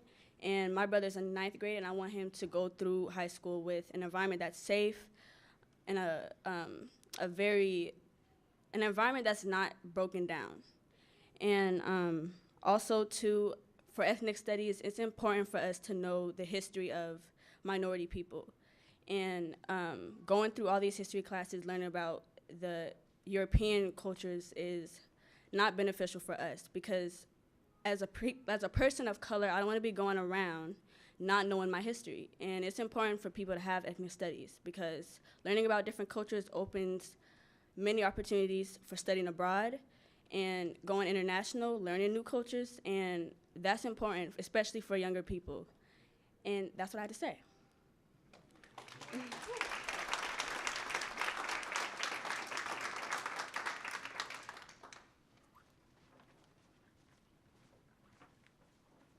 Hi there. Thank you for listening to me this afternoon. My name is Kerry Brown Wooster, and I'm a proud parent of a second grader and a fourth grader at John Rogers Elementary. John Rogers is a Title I school and has been recommended for levies since 2007 BEX 3 and has somehow been pushed to the side for the last 11 years. Neighbourhood schools in the northeast have been overlooked. John Rogers, Sacagawea and Northgate Elementary have been left to rot, while option schools around us have been given upgrades and brand new buildings. The decision for my children's elementary school was made years ago, and I urge this school board to not make the same mistake when considering these schools. I was here 3 years ago asking you to please consider John Rogers for a rebuild. It was then the 5th worst building in the district. We now top that list. John Rogers is the worst facility in the district, and it needs to be rebuilt. Do not overlook John Rogers again. Some problems that we have include room 16 is separating from the rest of the building. Our electrical capacity is maxed out. Breakers are often blown when the heating comes on. When it rains hard, water leaks into the building onto exposed wires in the hallway. The roof has passed its lifespan and is failing us. Our boiler fails to work a few times each winter. The boiler is from the 1950s and could stop working at any time. These are but a few problems at John Rogers, and the school district expects building money to go to pay for some of these repairs. We can't even afford all the paper that we need. One teacher told me that starting work at John Rogers 15 years ago, the upgrades that she has seen has included new linoleum on the floor in some classrooms and a magnetic chalkboard in others. The facility has estimated an $8.7 million in repair. We're doing nothing to neighborhood school buildings like John Rogers, Northgate, and Sacagawea. You are telling some of the most vulnerable students that their environment does not matter. A safe environment is basic education. Thank you for my time.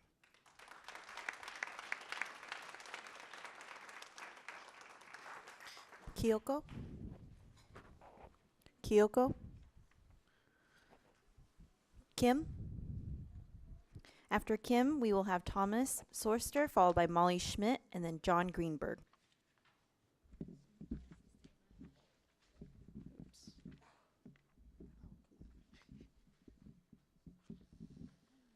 Okay, I'm just going to hold it.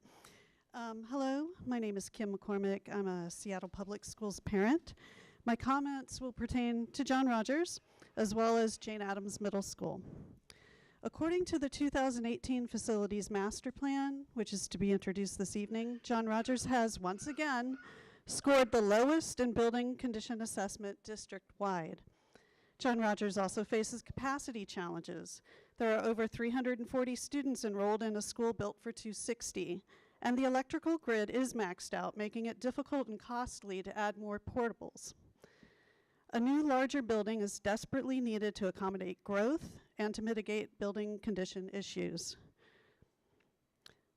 Thank you for including John Rogers in the BEX 5 project recommendations.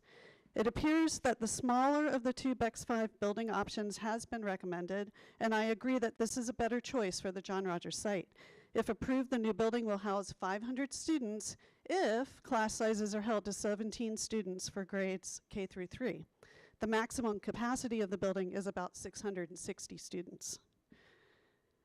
Jane Addams Middle School opened in 2014, and substantial interior modifications were made to the building to repurpose it from a K-8 to a comprehensive middle school. Unfortunately, modifications to the outdoor site were not within the scope of the repurposing project, and numerous safety hazards and an overall lack of functionality remain. A master plan for the Jane Addams site has been developed through a community-led process supported by a City of Seattle neighborhood grant. The estimated cost to implement this plan is approximately $3.3 million. Please approve funding for the Jane Addams Middle School site improvements, and please accept the replacement of the John Rogers building as a high priority BEX 5 project. Thank you.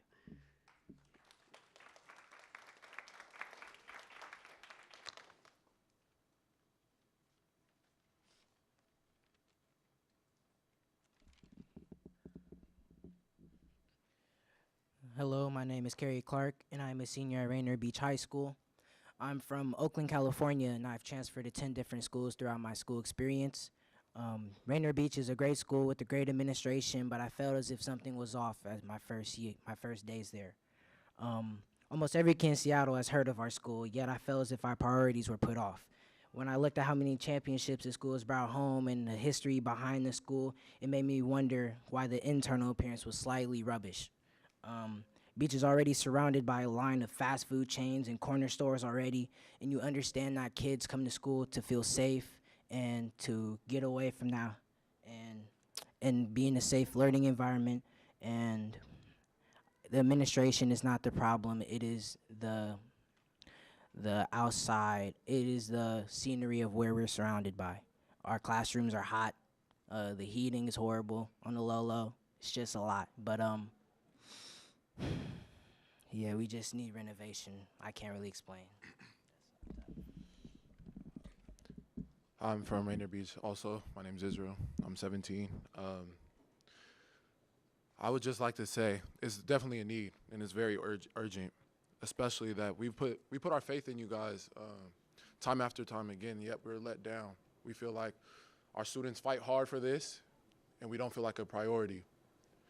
And I feel like if we were to have a renovation, that affects the students emotionally, and it affects our performance. When you're surrounded by, just a school that is slowly deteriorating, it's not the best feeling.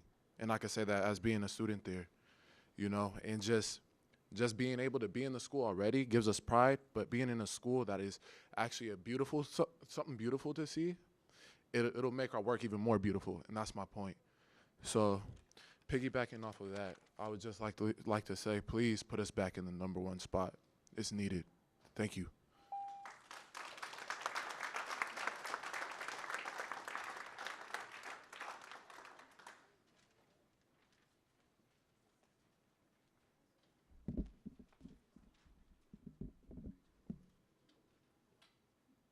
Hi, my name is Molly Schmidt, and I'm a parent at North Beach Elementary, and I'm here to discuss the upcoming BEX levy.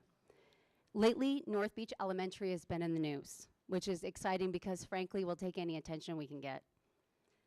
So we've been in the news, and I'm sure you're wondering why. Was North Beach in the news because 44% of our student body is in portables? No. Was North Beach Elementary in the news because our 62-year-old building has never received a capital improvement? Was it the sewage that backed up in the first grade classroom? No. Was it because North Beach is enrolled at 120% to capacity and we had a 13% growth rate? No, it was none of these. North Beach has been in the news because we are ranked 3rd worst in the conditions and capacity criteria, yet we are off the BEX levy list. 3rd worst, right next to our middle school, Whitman, on conditions and capacity. Seattle Public Schools deserve to be the top choice of schools for our Seattle neighborhoods and families. There are so many schools that deserve and need improvements. We have a world-class economy. We should have world-class schools. North Beach Elementary supports Seattle Public Schools to ask for $1.4 billion so we can blanket this city with improvements, including a replacement at North Beach Elementary. Thank you so much for your time.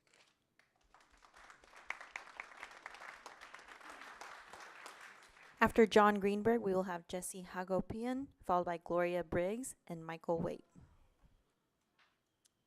I concede my time to J.J. Hall.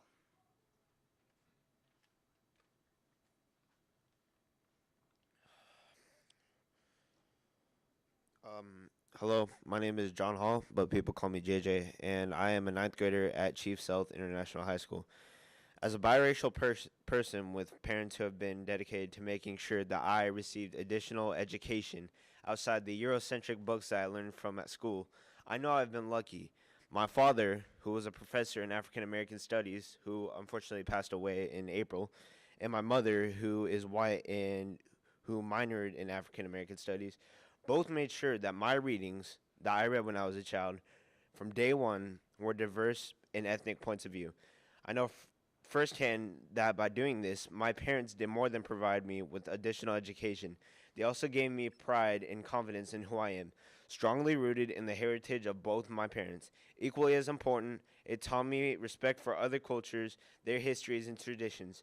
I moved here from Ellensburg in August, and my mother intentionally chose Chief South because of its international status and its respect for customs and traditions. I just ask that you give all students what my parents have given me, a way to see from a different lens and gain empathy for what others have had to go through to get where they are today. In the past year, I think we've seen what can happen when an entire country openly values Euro-Americans over all other ethnicities. I also think that teaching history from a variety of worldviews is our only hope to instill empathy into future generations. So I ask, please don't leave us with a single story and give us ethnic studies. Thank you for listening.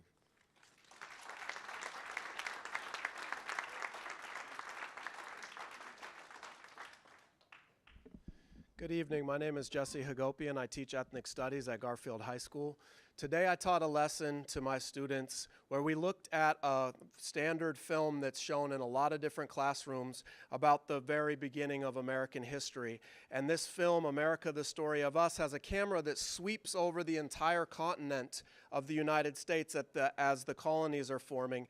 And it says that there are 8 billion trees on the continent of America, and there are 8 billion buffalo on the continent of America, and there are many untapped resources on the continent. And that word untapped didn't sit well with a lot of the students because what wasn't shown in that video were the people, right? And that's what this curriculum tries to do. The ethnic studies curriculum is about revealing the histories of people who are made invisible by the standard curriculum. We see it with indigenous people. We see it with African American people. We know that the textbooks that are assigned to too many classes are overtly Eurocentric. We have a book called Modern World History that's used in the Seattle Public Schools that has a balanced view of colonialism in Africa. You have the negative impacts of colonization and the positive impacts. And yes, it stresses that there's a lot of negative impacts, but setting up that dichotomy that way can be very harmful for students. And our class tries to paint a much bigger picture. And I think in a society like ours, where we have white supremacist marches growing around the country, where we have a president who says that Africa and Haiti and Honduras are S-hole countries, it is desperate that we teach our kids a different narrative. I agree. I'm a former student, and I've grown so much as a person and as a student through his class. So thank you.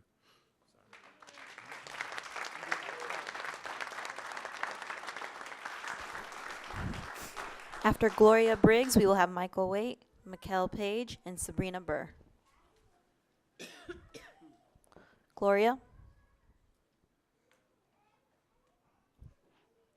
Michael?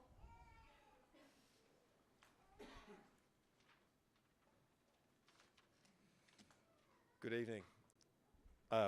Thank you so much. Excuse me, I've got it coming down with a cold, so I apologize. But my name is Michael Waite. I'm the proud parent of 2 girls and 1 more on the way, so a third in February, and our oldest attends Kimball Elementary. I also serve as the president of the PTSA, and I just want to thank, on behalf of our community, our entire community, our gratefulness for the consideration that's been given to us over the last few weeks for an investment that is sure to change not just our community, but a tremendous amount of lives in the years ahead. I particularly want to acknowledge, too, Director Burke for coming to our meeting last night, seeing our school, seeing the reality of this message. And there's so many people behind it, but there's certainly some people that are wondering, how do we be a part of this process and that.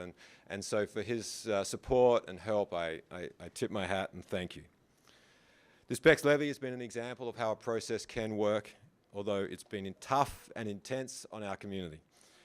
The Kimball Equity Score has increased over 150%, but we do appreciate the diligent efforts of the directors to see that that actually happened and that consideration was given to enable that to happen, and that the Board of Directors created a safe environment for staff to also do their job.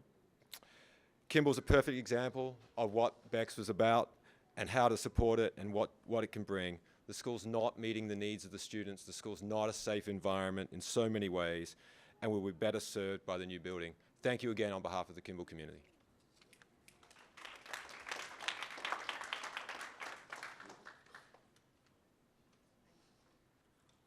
Hi, my name is Mikkel Vassar-Page.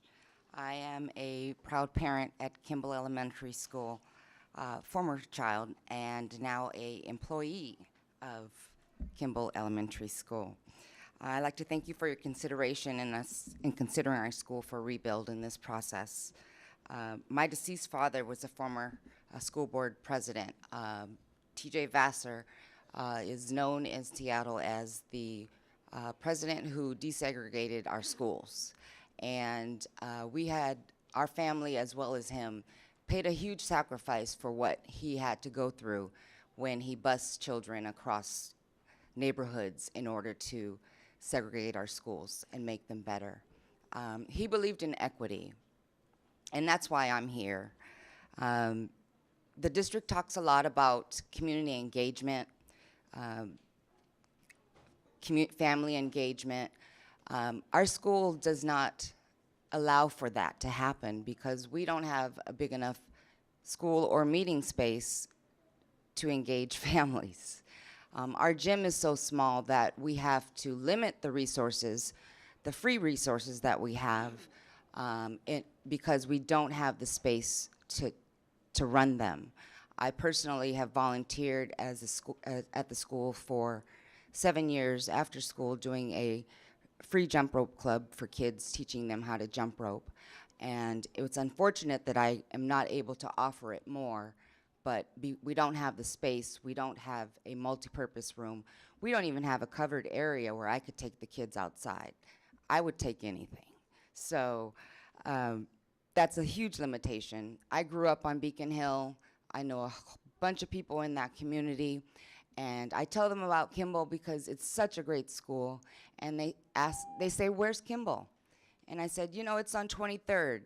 The building that looks like a water treatment facility. And they all go, oh yeah, that's Kimball, okay. So I know my time has run out. I just want to, again, thank you for your consideration and hope that Kimball will jump up on that list.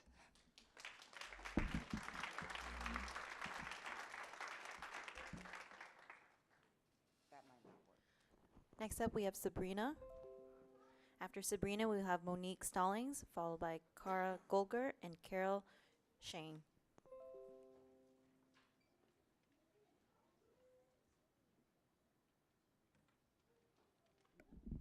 Good evening. I'm going to start off reading you a sign in Sullivan's Island, South Carolina, by Fort Moultrie. A place where Africans were brought to this country under extreme conditions of human bondage and degradation. Tens of thousands of captives arrived on South Carolina shores from the West African shores between 1700 and 1775. Those who remain in the Charleston community and those who pass through this account for a significant number of African Americans now residing in these United States. Only through God's blessing and a burning desire for justice, persistence, to succeed against monumental odds, have African Americans created their place in the American mosaic. America is built on a lie. The white race was not even invented until the 1700s. A lie is a lie, even if you keep telling it, it doesn't make it a truth. Our children sit in awkwardness, in lies, because we are not telling the truth, not for the African American culture or not for any other culture.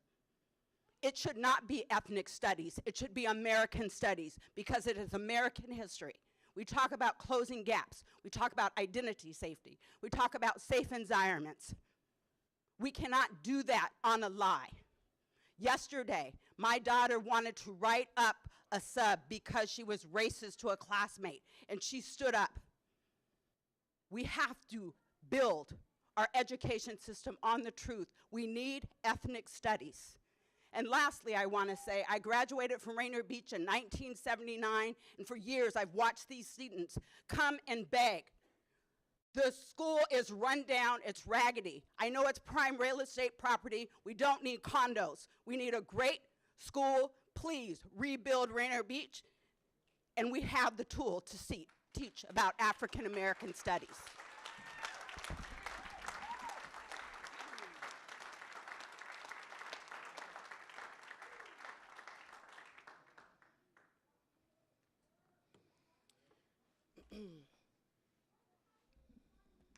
Good evening.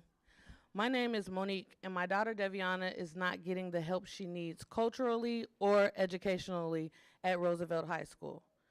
When they take Black History Month out of the school, the one thing that connects our children to their true self and replace it with Kindness Month, I have a problem.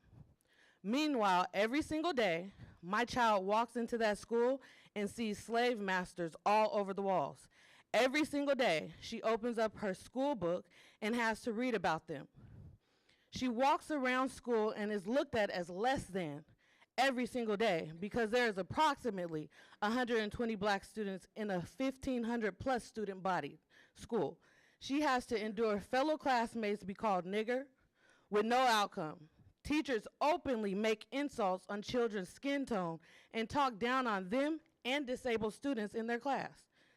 Then she leaves school and has to endure racism outside of school because of where we live every single day.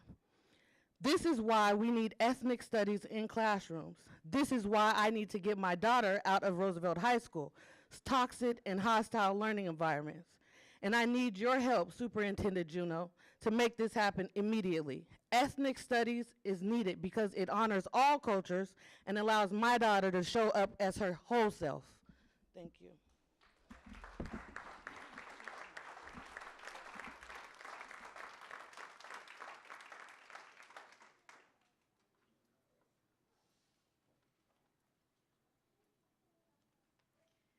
Good evening, Board and Superintendent. My name is Kara Golgert, and I am a teacher at Sacagawea Elementary School and a community member and a past parent there.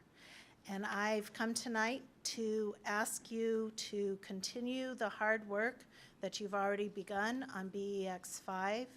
We appreciate all of the thoughtfulness and the listening that has happened to community members around what is needed most. As a developmental preschool teacher, I am literally teaching children to walk on a play field that is falling apart. I am teaching children not to pick up asphalt and put it in their mouths. And I built a fence to keep my children out of, my students, out of worse situations on our playfield. We know our neighbors are in need, possibly greater need, in terms of the overall building and rebuild. But while we wait another 6 to 8 years to be rebuilt, we need asphalt. We need safety in our surface. We need ADA accessibility for our students at Sacagawea. I am here without a crowd tonight because our parents are participating in a work party to be ready for a move-a-thon where we will again raise money for our own needs to supplement what we don't have from the district. They are sweeping the chunks of asphalt and gravel out of the way so that we can have a move-a-thon tomorrow. I thank you for the work that's already been done, and please let us know as a community what we can do to help and give you feedback. We need pieces to be done while we wait. Thank you. After Carol, we have Sarah Gist, followed by Carissa Pomeran and Greg Ramirez. Hello, my name is Carol Shane, and I am a parent of 2 students at Whitman Middle School in Northwest Seattle. I am here to ask you to request the largest levy possible so that we can complete as many of these capital projects as possible in the next 6 years. I believe that middle school students are getting the short end of the stick when it comes to having someone advocate for them here in this venue. They are there such a short time, counting the days until they're old enough for high school, until they get that learner's permit and start driving. But these students need us to stand up for them. Both the students that attend Whitman now and those that will be there in a few short years. Middle school is a pivotal time in a student's life. It is essential that we provide all of our middle schoolers with a safe and collaborative learning environment so that they feel valued and that they know how much we truly care for them. Planning for student enrollment should be easiest at middle school. We know where these students are. We know where they're coming from, and we should be able to plan accordingly. Whitman is a 60-year-old building, 170,000 square feet. It has received very limited project funding since 1995. The last seismic improvements were completed in 1995. It was one of the first schools to receive improvements, but how sound were those retrofits? Whitman scored 6th for building conditions. There are ceiling tiles that have fallen from the ceiling while students are in class. What if a student had been sitting there? Whitman scored 5th for health and safety. It lacks basic essentials for keeping our students safe. Students must access interior classrooms from the exterior, creating a significant safety barrier. I'm an immigrant here in the United States. I am shocked by the lack of tax support for our students here in Seattle and in Washington in general. It is our responsibility to provide all students in Seattle with a safe and adequate learning environment. I ask again that you consider asking for the largest levy possible so that students don't have to watch for falling ceiling tiles. Thank you.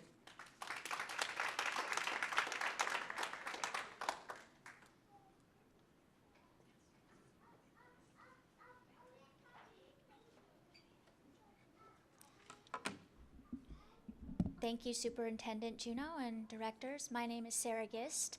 I'm a parent of a 4th grader named Natalie and a son who graduated from Kimball 2 years ago, and he's currently at Mercer International.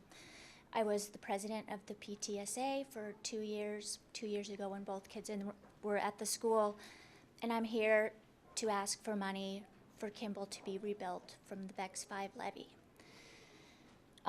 As you know, Kimball, Director Burke, you were there last night. Kimball is a very diverse school, both culturally and economically, and that's something we're very proud of. It also serves 2 of the fastest growing neighborhoods in the South End, and in all of Seattle really, Columbia City and North Beacon Hill. And while we love the current building and its concept of openness, it's way past due. It's shabby, it's dark, it's low ceilinged, and it's sprawled out across something that's taking up valuable resources that could be kids playing out on the playgrounds. Thank you for correctly identifying Kimball as one of the highest needs schools for this levy and identifying its proper ethnic component that makes that up. A new school would benefit our youth and the rest of the community in a number of ways, and I've been giving it some thought, and I have kind of 4 buckets where I think it's going to make a really big impact. 1, it's going to be safe. We need proper egress. We need fire sprinklers. We need updated pipes so that there's potable water in the school. There's no water in the portables that's potable. We need environmentally sustainable solutions where the water runoff doesn't clog up the streets and make it a flood for the whole month of March. I was at a meeting last night and there were a record number of attendees. It was standing room only because we don't have a capacity to have a meeting. I hope we can figure out an inclusive and transparent way that all Kimball families can be part of this selection process, and I thank you and appreciate all your work in this.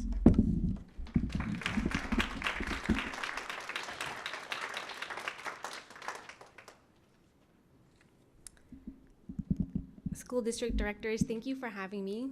My name is Carissa Pomren, and I'm the parent of a Kimball Elementary first grader, and this guy, hopefully a future kindergartner. I wouldn't be here with a 2-month-old if it weren't important. I'm here to ask you to move Kimball forward and rebuild our school as a part of the BEX 5 levy on the February ballot. I'm a Seattle native and a proud alum of Seattle Public Schools. The resourcefulness, grit, and compassion that I learned in my public education have helped shape me into who I am today.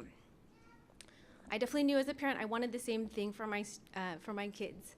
And when our oldest son entered kindergarten at Kimball, our whole family joined a bustling and diverse community.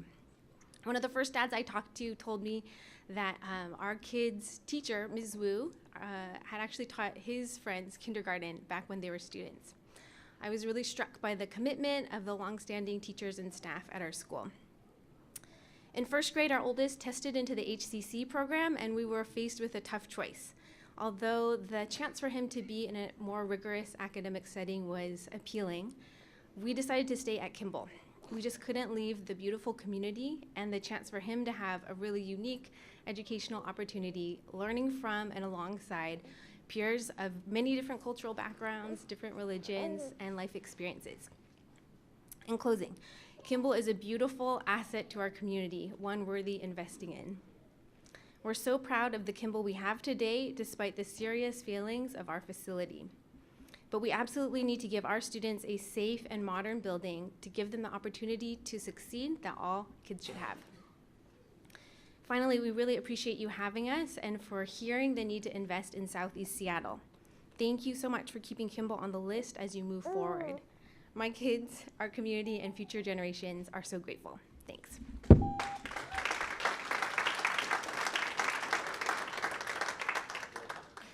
After Greg Ramirez, we will have John Persack, followed by Brian Terry, and then Rebecca Aldrich.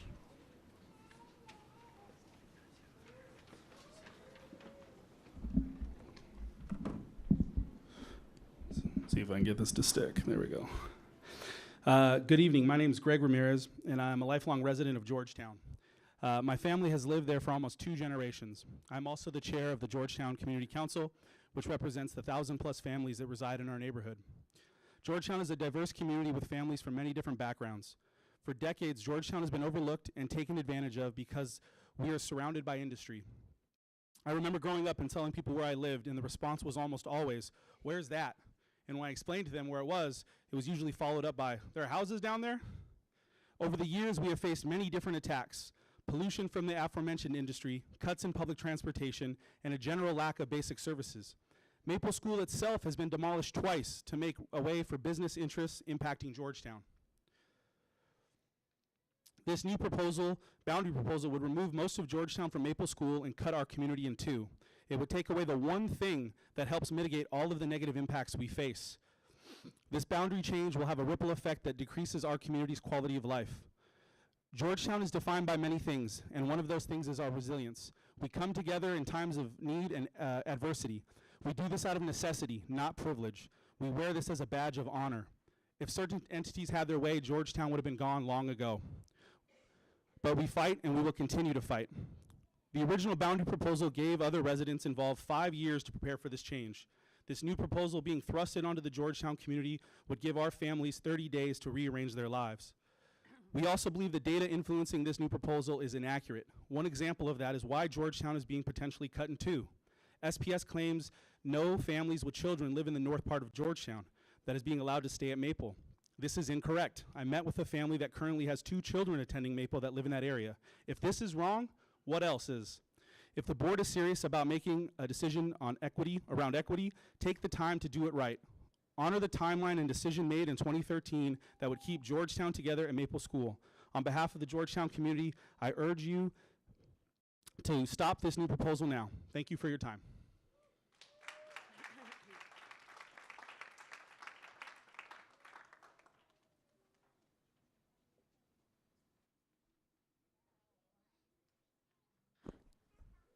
John? John Persak? Brian Terry?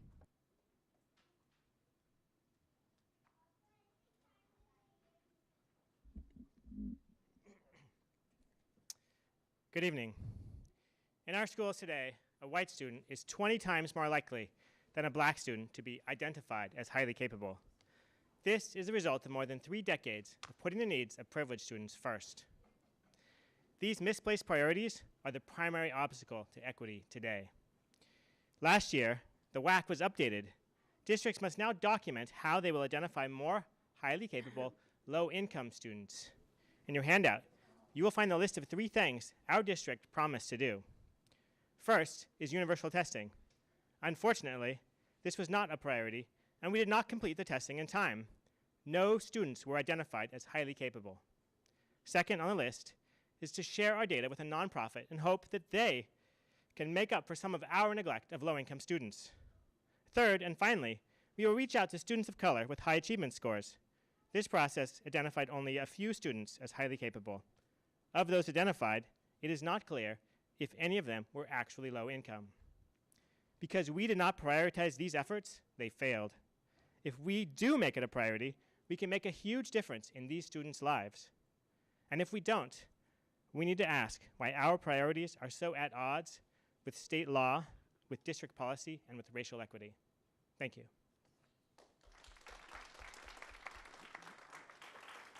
Rebecca? After Rebecca Aldrich, we will have Martin Cortez, followed by Anna Howell. Hello, I cede my spot to Rosario Medina. Hi, my name is Rosario Maria Medina. My family has lived in Georgetown for 5 generations, and I have lived there my whole life. Maple is the closest and safest school to walk to. Concord Elementary is not a walking option when there is no sidewalk or pathway to South Park.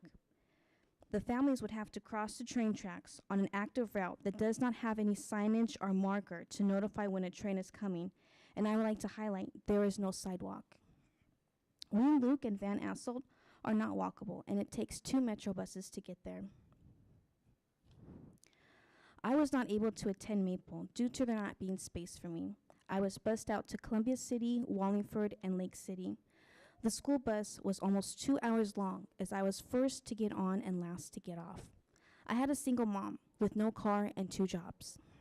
So on days when I missed the school bus, I would take 2 Metro buses or walk alone.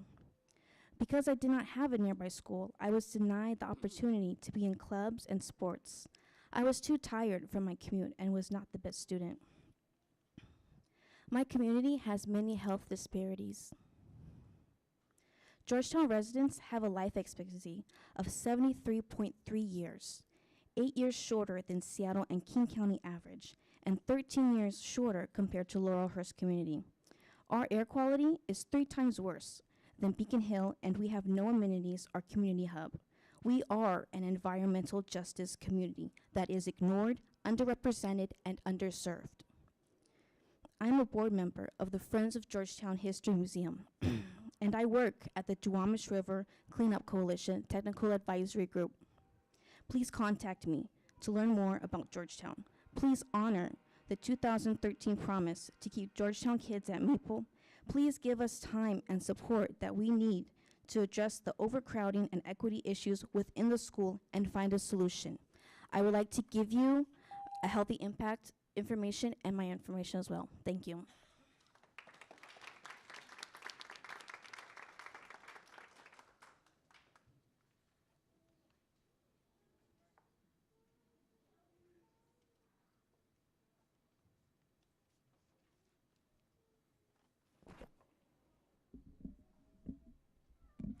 Hello, board.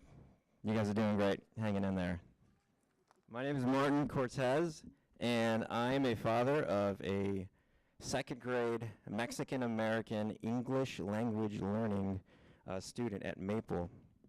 She's been thriving at this overcrowded school, and I'm really grateful to the teachers and staff at Maple for enabling her to thrive. Oh, there she is right now, okay. So I'm also grateful to you all for allowing me to give this testimony today. So I'm here because my historically disenfranchised daughter's future is at risk, right? It's become threatened by a proposal to suddenly gerrymander Georgetown out of Maple. This proposal, which was put forth with zero solicitation from the Georgetown community, is the result of unofficial repurposing of the racial equity policy of SPS. The arguments for this proposal misrepresent a small sample size of data to create a false narrative that, quote, Georgetown is white, and therefore it should be impacted in the name of racial equity. Meanwhile, the SPS documents itself that this data is, quote, showing no significant difference in the demographics of impacted students. Georgetown is not white. When you make that argument, you erase my family and all other families of color from the neighborhood. Georgetown is increasingly diverse, with over 58% of a sample of new residents in the past year being people of color. It is a small, scrappy, and welcoming patch of land that champions racial equity and wants to keep all of Maple together. Board, please squash this alternate boundary proposal now. Take the time to refine and confirm the reliability of your equity index before considering updating the existing agreement. Maple Elementary is overcrowded, but it's thriving academically. It's a model school for diversity. Stop this proposal now. Take it off the table tonight. Take the time to get racial equity right and support Maple. Support its staff as well as all of the Beacon Hill and Georgetown communities to help keep Maple united and thriving. Thank you.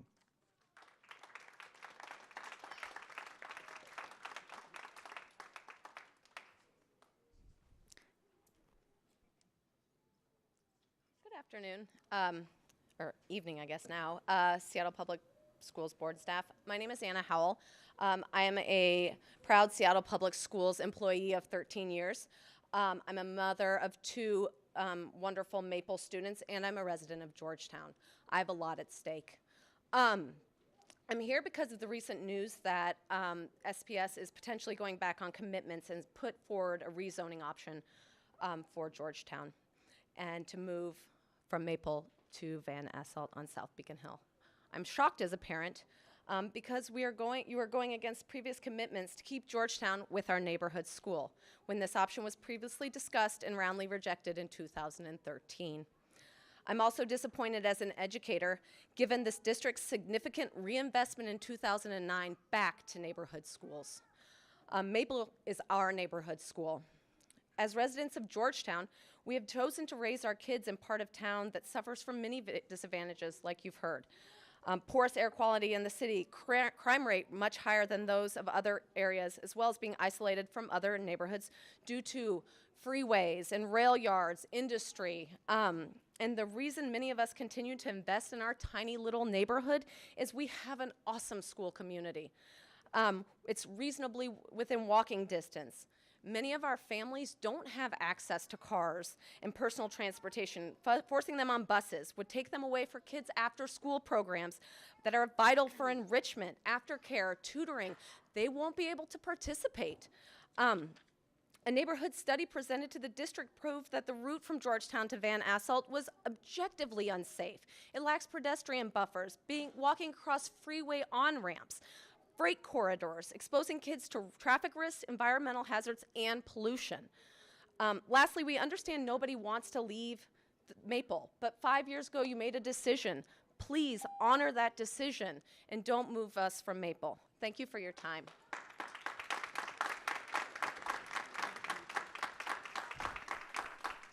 This concludes the sign-up list for public testimony this evening. Thank you.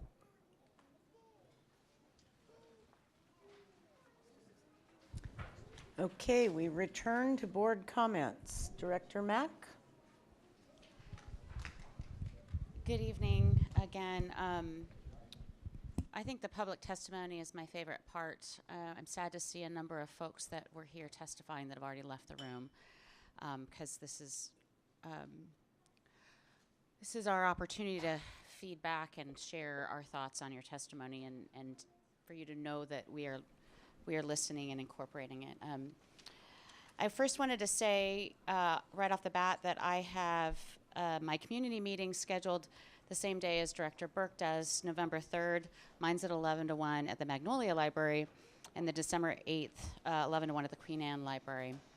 So not exactly at the same time. You can hit both of our community meetings if you like. Again, I'm so grateful for everyone that came out today. The BEX process has been long and extensive and challenging, I think, for everyone to be keeping up with how the process has been going. What you'll find today in the agenda is a full comprehensive facilities master plan that update that has a lot of great information, including the condition scores of the buildings, et cetera, the scoring system we've used, lots of great information.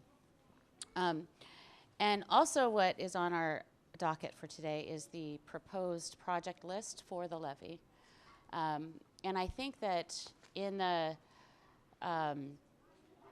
shifts that have gone on over the last few weeks in the development of the proposed project, I think some folks may not be updated or be a little bit confused about what's actually on there and what's being proposed. I want to clarify that currently, and this can change because it still has to get voted in, but currently, John Rogers is on the list for a rebuild. Sacagawea is on the list to have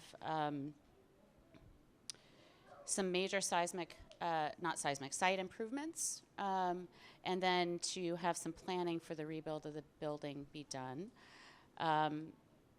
Kimball is presently proposed to be on the list. Montlake, Northgate, Viewland, West Seattle for a classroom addition that's still needed in that area of town. Mercer, Aki Karosi has a design-only $8 million that is proposed. And Rainier Beach is on the list. It did not get deprioritized. Rainier Beach is on the list. It's on the list. I also want to say that I really appreciate the input and the community comments and the process and staff's responsiveness to that. And I also want to thank my colleagues for participating in our board process around the policies that we set forward to set our guiding principles and to have objective measures to weigh against those guiding principles.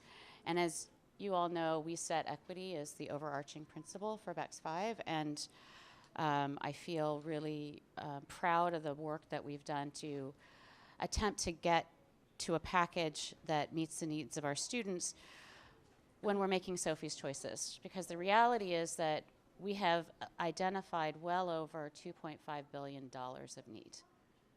There are 20 schools on the list that need to be rebuilt. We can't do all of them. We are making Sophie's choices when we are making these choices of which ones actually get to be done first. And it absolutely positively breaks my heart. But what I think folks need to also know is that what also is in this package is addressing the critical needs of those buildings that aren't being rebuilt or renovated. So with Sacagawea, for example, there's site improvements. Those critical needs are in there. There's a long list, and it's in this package, that a lot of schools that have critical needs are going to get those needs met. Now, they're not getting the full rebuild, but we want to ensure that safety and security of our students is being met. The other thing that I want to bring up about the package is removal of the old portables. So that's another piece that's really important. So there'll be more about this, and when we talk about it in a little bit, there'll be a presentation on it. But thank you so much for all of your comments, and please know that you're being heard.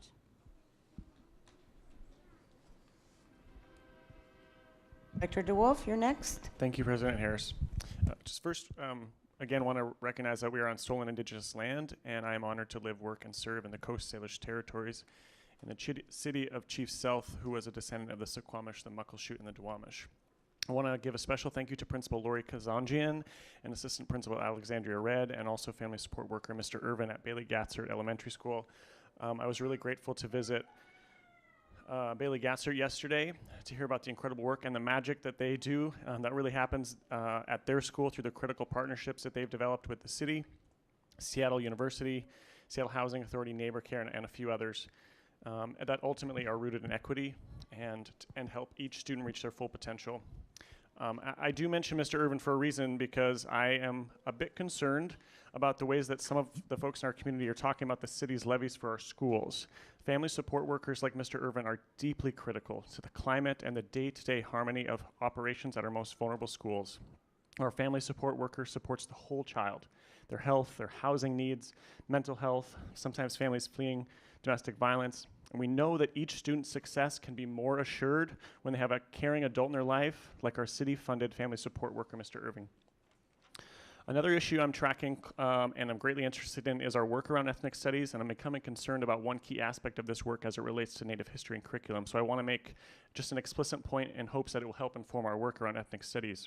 Native studies, STI, and ethnic studies are two separate departments. A key difference, particularly as an enrolled member of the Chippewa Cree tribe, a key difference is that Native Americans are not communities of color. We are sovereign nations. Ethnic studies can add STI. However, I hope that they do not write or create any new curriculum as it relates to indigenous peoples. Tribes must be consulted about this curriculum. I encourage this work to maintain fidelity and purity of STI and our future ethnic studies curriculum. And finally, I'm hoping for LGBTQ inclusion to be, if it's part of the ethnic studies, to be thoroughly reviewed by our partner and friendly organizations here in Seattle who are doing LGBTQ work. Also, I was really grateful to be able to sit into the executive committee last week with Jill and Eden. And one of the ideas I shared, and I just want to bring up here, is to move a couple of our work sessions out into the community, and I look forward to incorporating that into our board goals as we move forward in the next couple of weeks. Tomorrow, I will be at the African American Male Advisory Committee for their monthly meeting. Friday, we are working on, I'll be joining some folks, Lisa Love in particular here at the district, working on refining our student information system, name and gender markers in our system so that it's more inclusive for LGBTQ folks, so I'll give a report out back after that. I'm looking forward to joining Leslie, and Betty is, we're gonna drive over to Leslie's meeting this weekend for her community meeting, so we'll be there on Saturday. And then next week, I'll be traveling to Baltimore for the Council of Great City Schools conference with Leslie and Superintendent Juneau, and really looking forward to that. And I'll report back on any high-level items of importance to our board and our district at the next board meeting. And that's all I have. Thank you. Who's up next? That would be Director Patu. Good evening. Am I on? It's always a wonderful thing to, am I on speaker?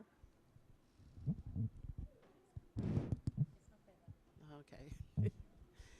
It's always a wonderful thing to come here and just listen to what communities bring to us. I think is that's our purpose. It's actually to be here and making sure that we hear you loud and clear, and that we're doing everything we can to make sure that we provide the best, excellent education for all our kids, because it's very important that our kids are well educated.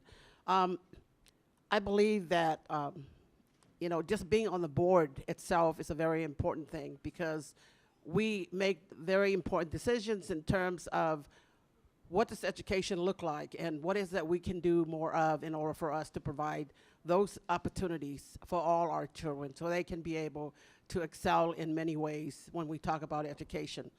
I'm from a family of 14 kids, and that's a lot of kids. And, and our parents, actually, my father was a school teacher, and he believed that education was very important. And to try to educate all 14 of us, that was really hard in those days. But he became our teacher and taught us that education was very important. So as a child, I always believed that there was always more to learn, even though at times I don't want to learn, as a lot of kids, you know, that you'd rather have fun than actually learn. But in reality, you know, education leads you to a direction that a lot of time as a person from a different culture, you find different things in terms of when you're actually learning about different ways, and just so much to learn. And I think it's, you know, as a board director, it's so important that we provide those opportunities to all our students in Seattle Public Schools. And I have to say that, you know, being on the board I'm actually the longest board director sitting here. I really applaud all the board directors up here because their heart's in the right place. And believe me, Fun. that's right, and we're fun. But, you know, it's important. It's an important job because we decide what's best for all our kids in Seattle Public Schools. So I also thank the parents and community for supporting us. We may not always do the right thing or say the right thing, but I believe that our heart's in the right place and that we're here for a purpose, and that is to make sure that every student that is served in Seattle Public Schools get the right education and actually are able to, when they leave our schools, that they actually have something that they've learned from whatever school they went to that will lead on to the next generation or their next future. Betty, do you have a community meeting, or are you going to combine with mine on Saturday? I'll probably combine with yours on Saturday. Okay, game on. So I'm going to combine with. I'm going to keep us moving here because we still need to have almost done. Okay. I'm almost done. But Wrap her up, darling. But I want to say at the end is, I thank you so much for all the support as long as I've been on this board. And, you know, there's more to come. And hopefully that by the end of the year, or end of my term, that I was able to serve your kids as much as I can in terms of providing that excellent education for all your kids. Thank you very much. Thank you. Director Pinkham, you're up. I'm going to keep it short. Got to have the internal auditor's report prior to our taking the break. Tots Payne, thank you for coming, and Tots Cloud, good evening. Thank you to all the speakers that were here, sharing your perspectives and viewpoints, because we need that as your representatives, elected representatives, to hear your voice. Shout out to the Nova students who are there at their poetry and spoken word, allow their creativity to come through. Thank you to our student guest tonight, Mr. Ali from Chief South International School. Thank you. And ethnic studies, you know, I do see a need that, yes, we need that in our schools, or make it a graduation requirement. The University of Washington student body actually was the one that fought and eventually mandated that a diversity credit was required to get a bachelor's degree from there. So for us to say, yes, we support the diversity and respect and acknowledge where we're at, to require that of our students to graduate from high school, I think is a step in the right direction. Which also kind of ties into my support eventually, if we can get American Indian Heritage High School back, not as a school just for American Indians, but to respect where we're at as far as a city and population. That if we can have a school that would show, hey, here's a story from the Native perspective of what happened, and would also welcome other perspectives. And it wouldn't mean that all our Native students would go there, but any student can go there. So that's why I see we can tie this into a good effort, ethnic studies, Indian Heritage High School, to acknowledge where we're at as a school. Thank you to the Georgetown community coming here and sharing your perspectives as well. You know, that I just enjoyed the diversity of your population that were here. It wasn't just one particular ethnic group or racial group. The diversity I really appreciate. So thank you for coming here and sharing your words. The levy project, Director Mack addressed that as well. Will say that I won't support a levy unless Rainier Beach and John Rogers are on it. Plus all the other things that'll be for safety issues that we need to make sure our schools are safe for our students. Remember, Superintendent Juneau talked about sidewalks. Students need sidewalks. They want sidewalks to be able to walk to school. So listening to, hey, if we don't have sidewalks that are going to help our students get to school safely, we need to think about some things as we look forward to progressing with levy. My next community meeting will be Sunday, October 28th at Northeast Library. It'll be from 3 to 4:30. Please come and share your perspectives. I don't have lasagna to share, but I'm also eager to hear what you have to say. listening and learning tours. I was at the Lake City and Roosevelt, and thank to all the community members there, especially, don't want to, not say especially, but I really appreciated the Lake City because of, again, their diverse turnout there, and knowing that they said, hey, we are a diverse community as well. We don't just have pockets of where there's really diversity south or north, east, west in Seattle. It's all around this district, and we got to acknowledge that in our schools. I think Lake City said there's 20 languages spoken just in that area alone, and to know that, it helps us to move forward. I know they want me to wrap up here. We got some time because I do need to get to Andrew Medina's report here. So I just want to say, Katsialia, thank you. And I do also see in the future that we have teachers that we hire that hopefully they'll come in with diversity experience. The University of Washington College of Engineering is now requiring that of all our new faculties to submit a diversity statement before they'll be considered for employment. So maybe that's something we can talk about here. Can we ask teachers applying for jobs to submit a diversity statement? Thank you. Dr. Burke, quickly. Thanks. I already mouthed off before the public testimony, so I just wanted to add a quick thank you to everyone who came out because it is amazing to hear your voice, to hear your stories. 2 topics around BEX 5. I also remain committed to the Rainier Beach rebuild, and I want to really emphasize for all the communities that are coming out here, you know, you're not a number. We've got a rating system that doesn't mean you're a number. It doesn't necessarily say, oh, this is because I am ranked number 4 or ranked number 6, that it sets who you are. It's a tool that helps us refine, and it can't capture everything. Nothing can capture everything. And so I think that that's the great dialogue that we've had around Kimball. It's been a test case for other folks that feel that our tool is not working.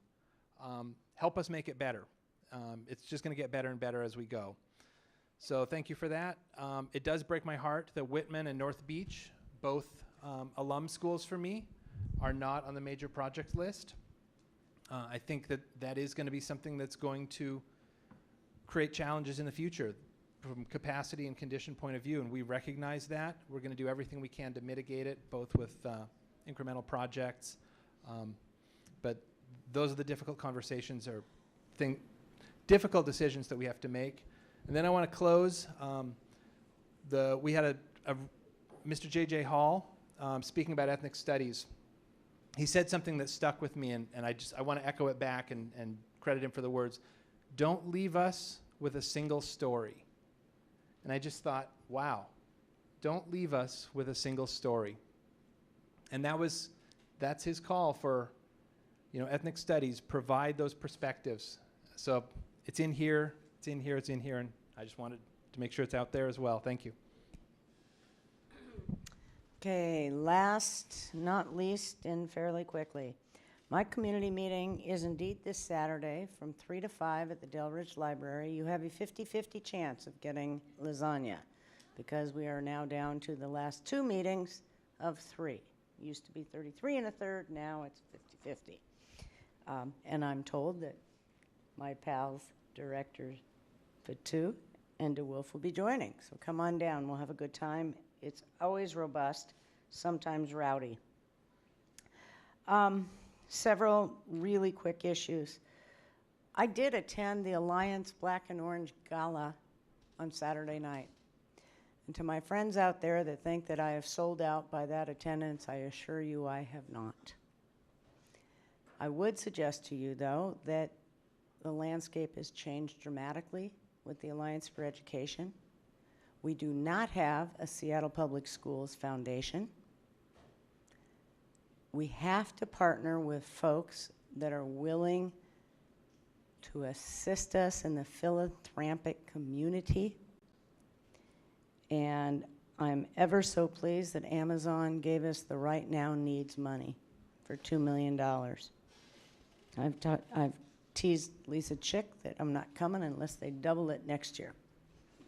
Put my pearls on and my heels. The Monday ITAC meeting, Information Technology Access Committee, Advisory Committee.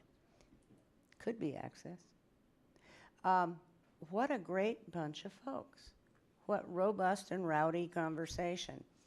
And how technology seeps in to all of our issues, whether it's pedagogy, whether it's commerce, whether it's how much computers cost, whether it's are our staff trained appropriately on this?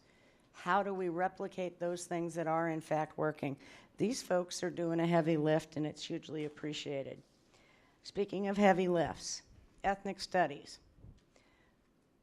I hope folks aren't thinking that there is some way in heck that ethnic studies wouldn't be passed by an extraordinary margin.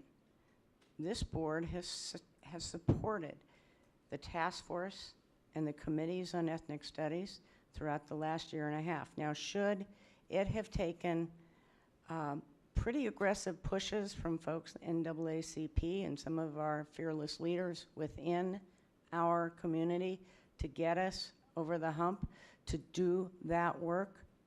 It should not have. But we're in it, I think, and it's very rare that I speak for the rest of my colleagues because they're perfectly capable of speaking for themselves.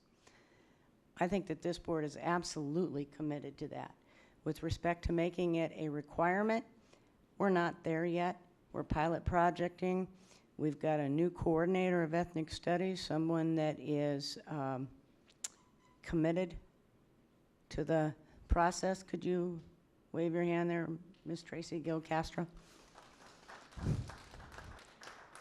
This is exciting times.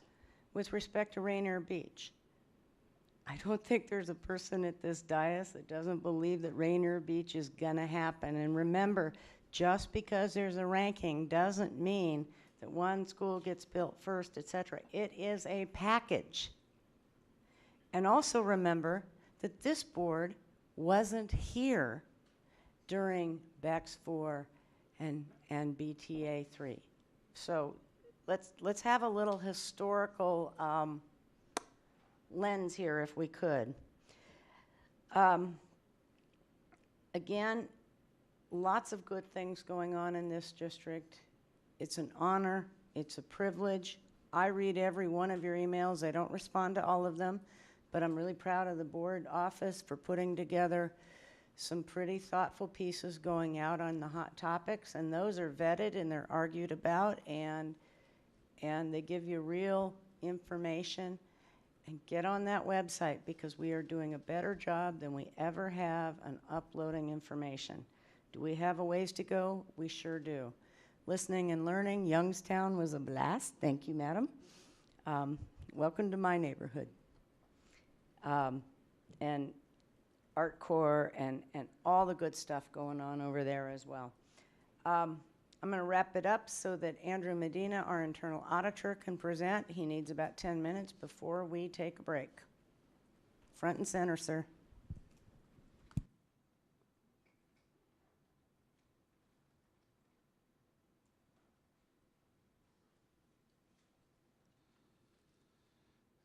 Andrew Medina, and I'm the Director of Internal Audit and Ethics Officer, and I'm here to provide 2 annual reports. The first annual report is the internal audit report. Board procedure requires that I provide an annual report that covers the audits completed, major findings, corrective actions taken by administrative managers, and significant findings not addressed by management. We completed 8 audits this year, which is fairly consistent with our productivity of prior years. We did have an auditor resign in December. A position was vacant for 6 months due to some delays in filling the position. However, we are currently fully staffed and happy to have a new auditor on board. A majority of the completed audits this year were school audits, but I wanted to highlight that this year's school audits included procedures beyond our traditional cash handling and receipting objective. The school audits this year contained procedures related to a variety of topics. Even though we were auditing schools, we were able to address a lot of different audit areas. In essence, we were also auditing areas such as substitute reimbursements, student records, graduation waivers, online learning, nutrition standards, and building keys. The next 3 slides identify the findings we noted this year. These are just the titles of the different findings we issued. I'll let you read through them, but I wasn't planning to go through each individual finding in detail, mainly due for time limitations and also because Those are all posted on the web, are they not, sir? Correct. Okay, so knowing that, you can count on those folks that want to know more about it to go to the web, and each one of these directors, I'm sure, has read the report. Okay. So, yeah, and then it's also very transparent. Each finding is discussed in detail. Each report is discussed in detail at a public audit and finance committee meeting.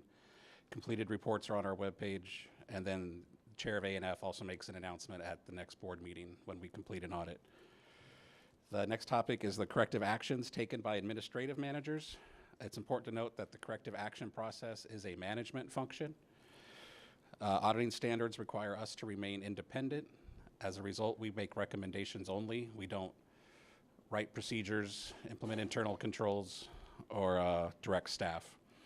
Once we make a recommendation, it's up to management to decide how that's going to be resolved. They have an audit response manager who helps with that process. Management prepares a detailed corrective action plan and then provides quarterly updates to the audit and finance committee. And then follow-up audits can be performed if necessary. The next slide shows some data that demonstrates the progress management is making towards resolving the audit recommendations. We've issued 460 total recommendations since the audit department started. Of those, less than 1% are overdue, and about 12% are still in progress, meaning they're within their 6-month window to resolve an audit issue, or they've been granted an extension by the Audit and Finance Committee. This shows that management is making progress towards the corrective actions, but the important thing to keep in mind is that this is based on management's assertion.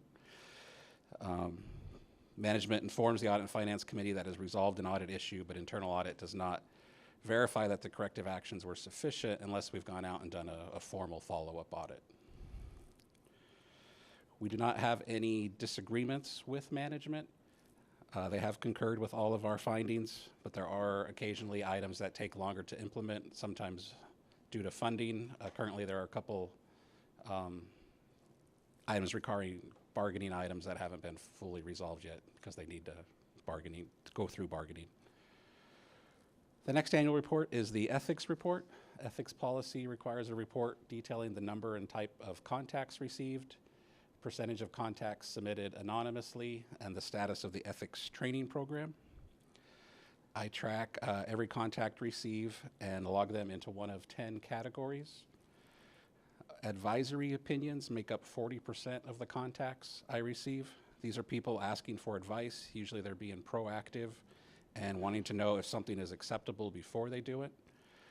The high number of advisory opinions is encouraging. To me, it demonstrates that the majority of employees want to do the right thing and are being proactive and making sure that they're making ethical decisions.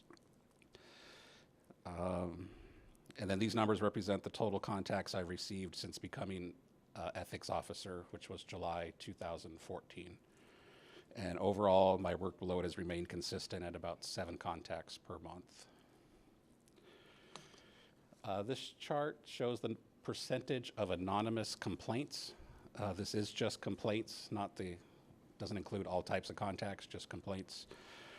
Anonymous complaints can be a bit concerning because they could signify that there may be a lack of trust with the system or perhaps a general fear of retaliation. The next slide provides a little bit more detail, breaking down the anonymous complaints by the type of complaint. Overall, 57% of the complaints are submitted anonymously, but you can see that a majority of those are actually personnel complaints, which are usually related to discrimination, harassment, intimidation, bullying, that are actually investigated by HR and not the ethics office. When you say personnel complaints, does that mean it's from our staff or complaints about our personnel? Most of them are anonymous. That's very vague to me. Help me understand. So it's about a personnel issue involving our staff. Okay. Yeah, and it could come could from that come from internal or fellow external. workers, from students, families? Where does It could that come come from students. with 77% being anonymous, I don't always know where they're coming from. Okay. But from the ones that aren't anonymous, it can be either. Okay, thanks. But if you do remove the personnel complaints, then less than half of the remaining complaint types are submitted anonymously. There are no changes to the ethics training program this year. Currently, the ethics policy is touched on in new employee orientation, and then I'll provide training upon request. I've also reached out to our Media Operations Center about providing some online videos, but to date, there hasn't been funding provided for that option. So the Ethics Office was funded mainly to be reactive to complaints and inquiries, and we have some good established procedures to address that. But as of now, we don't really have the resources to be more proactive and provide ongoing ethics training. The audit plan for the current year has been approved by the Audit and Finance Committee and is also available on our public webpage along with all our completed audit reports. There was one item I wanted to highlight in the plan. It includes an item for board director projects. Since the board directors don't have your own staff and you have to rely on district staff or other sources for information, internal audit will provide board directors on a limited basis our services for informational research type projects. Each board director will be allowed up to 16 hours of internal audit services, and examples of this would be verifying data, researching compliance requirements, or maybe benchmarking something against other school districts or organizations. It couldn't be anything requiring a formal audit or opinion, but just more informational research type projects. And then lastly, I just wanted to remind everyone that the audit plan can be changed if new risks are identified. So please don't hesitate to contact me if you learn of any significant concerns. I also shared that same information with the superintendent when I had a chance to meet with her and asked her to view the internal audit department as a resource if she develops any concerns or questions along the way also. So, questions? Colleagues have comments, questions, or concerns? Director Pinkham. I just want to thank Andrew Medina for all the work that he does for our office, and appreciate everything that you do, and that you were short-staffed for a while and we're still able to proceed and match what you did in previous years when you were at full staff. So looking forward to this upcoming year. And any of the other directors up here, I'll take some of your 16 hours if you're not going to use them. I said it first. No, hold on. No. but again, thank you. Grazie. Thank you. Let me echo that. Chairing audit and finance and working that closely with you really was a highlight. And I have to say, this sort of balancing, if you will, having an internal auditor, you're our second board employee after Superintendent Juneau. We have two, and only two. And folks have a real misimpression sometimes that we have lots more power than what we may have. But your graciousness and your willingness to take a look at things is hugely appreciated. Thank you. Thank you. We are going to take a recess until 7:20.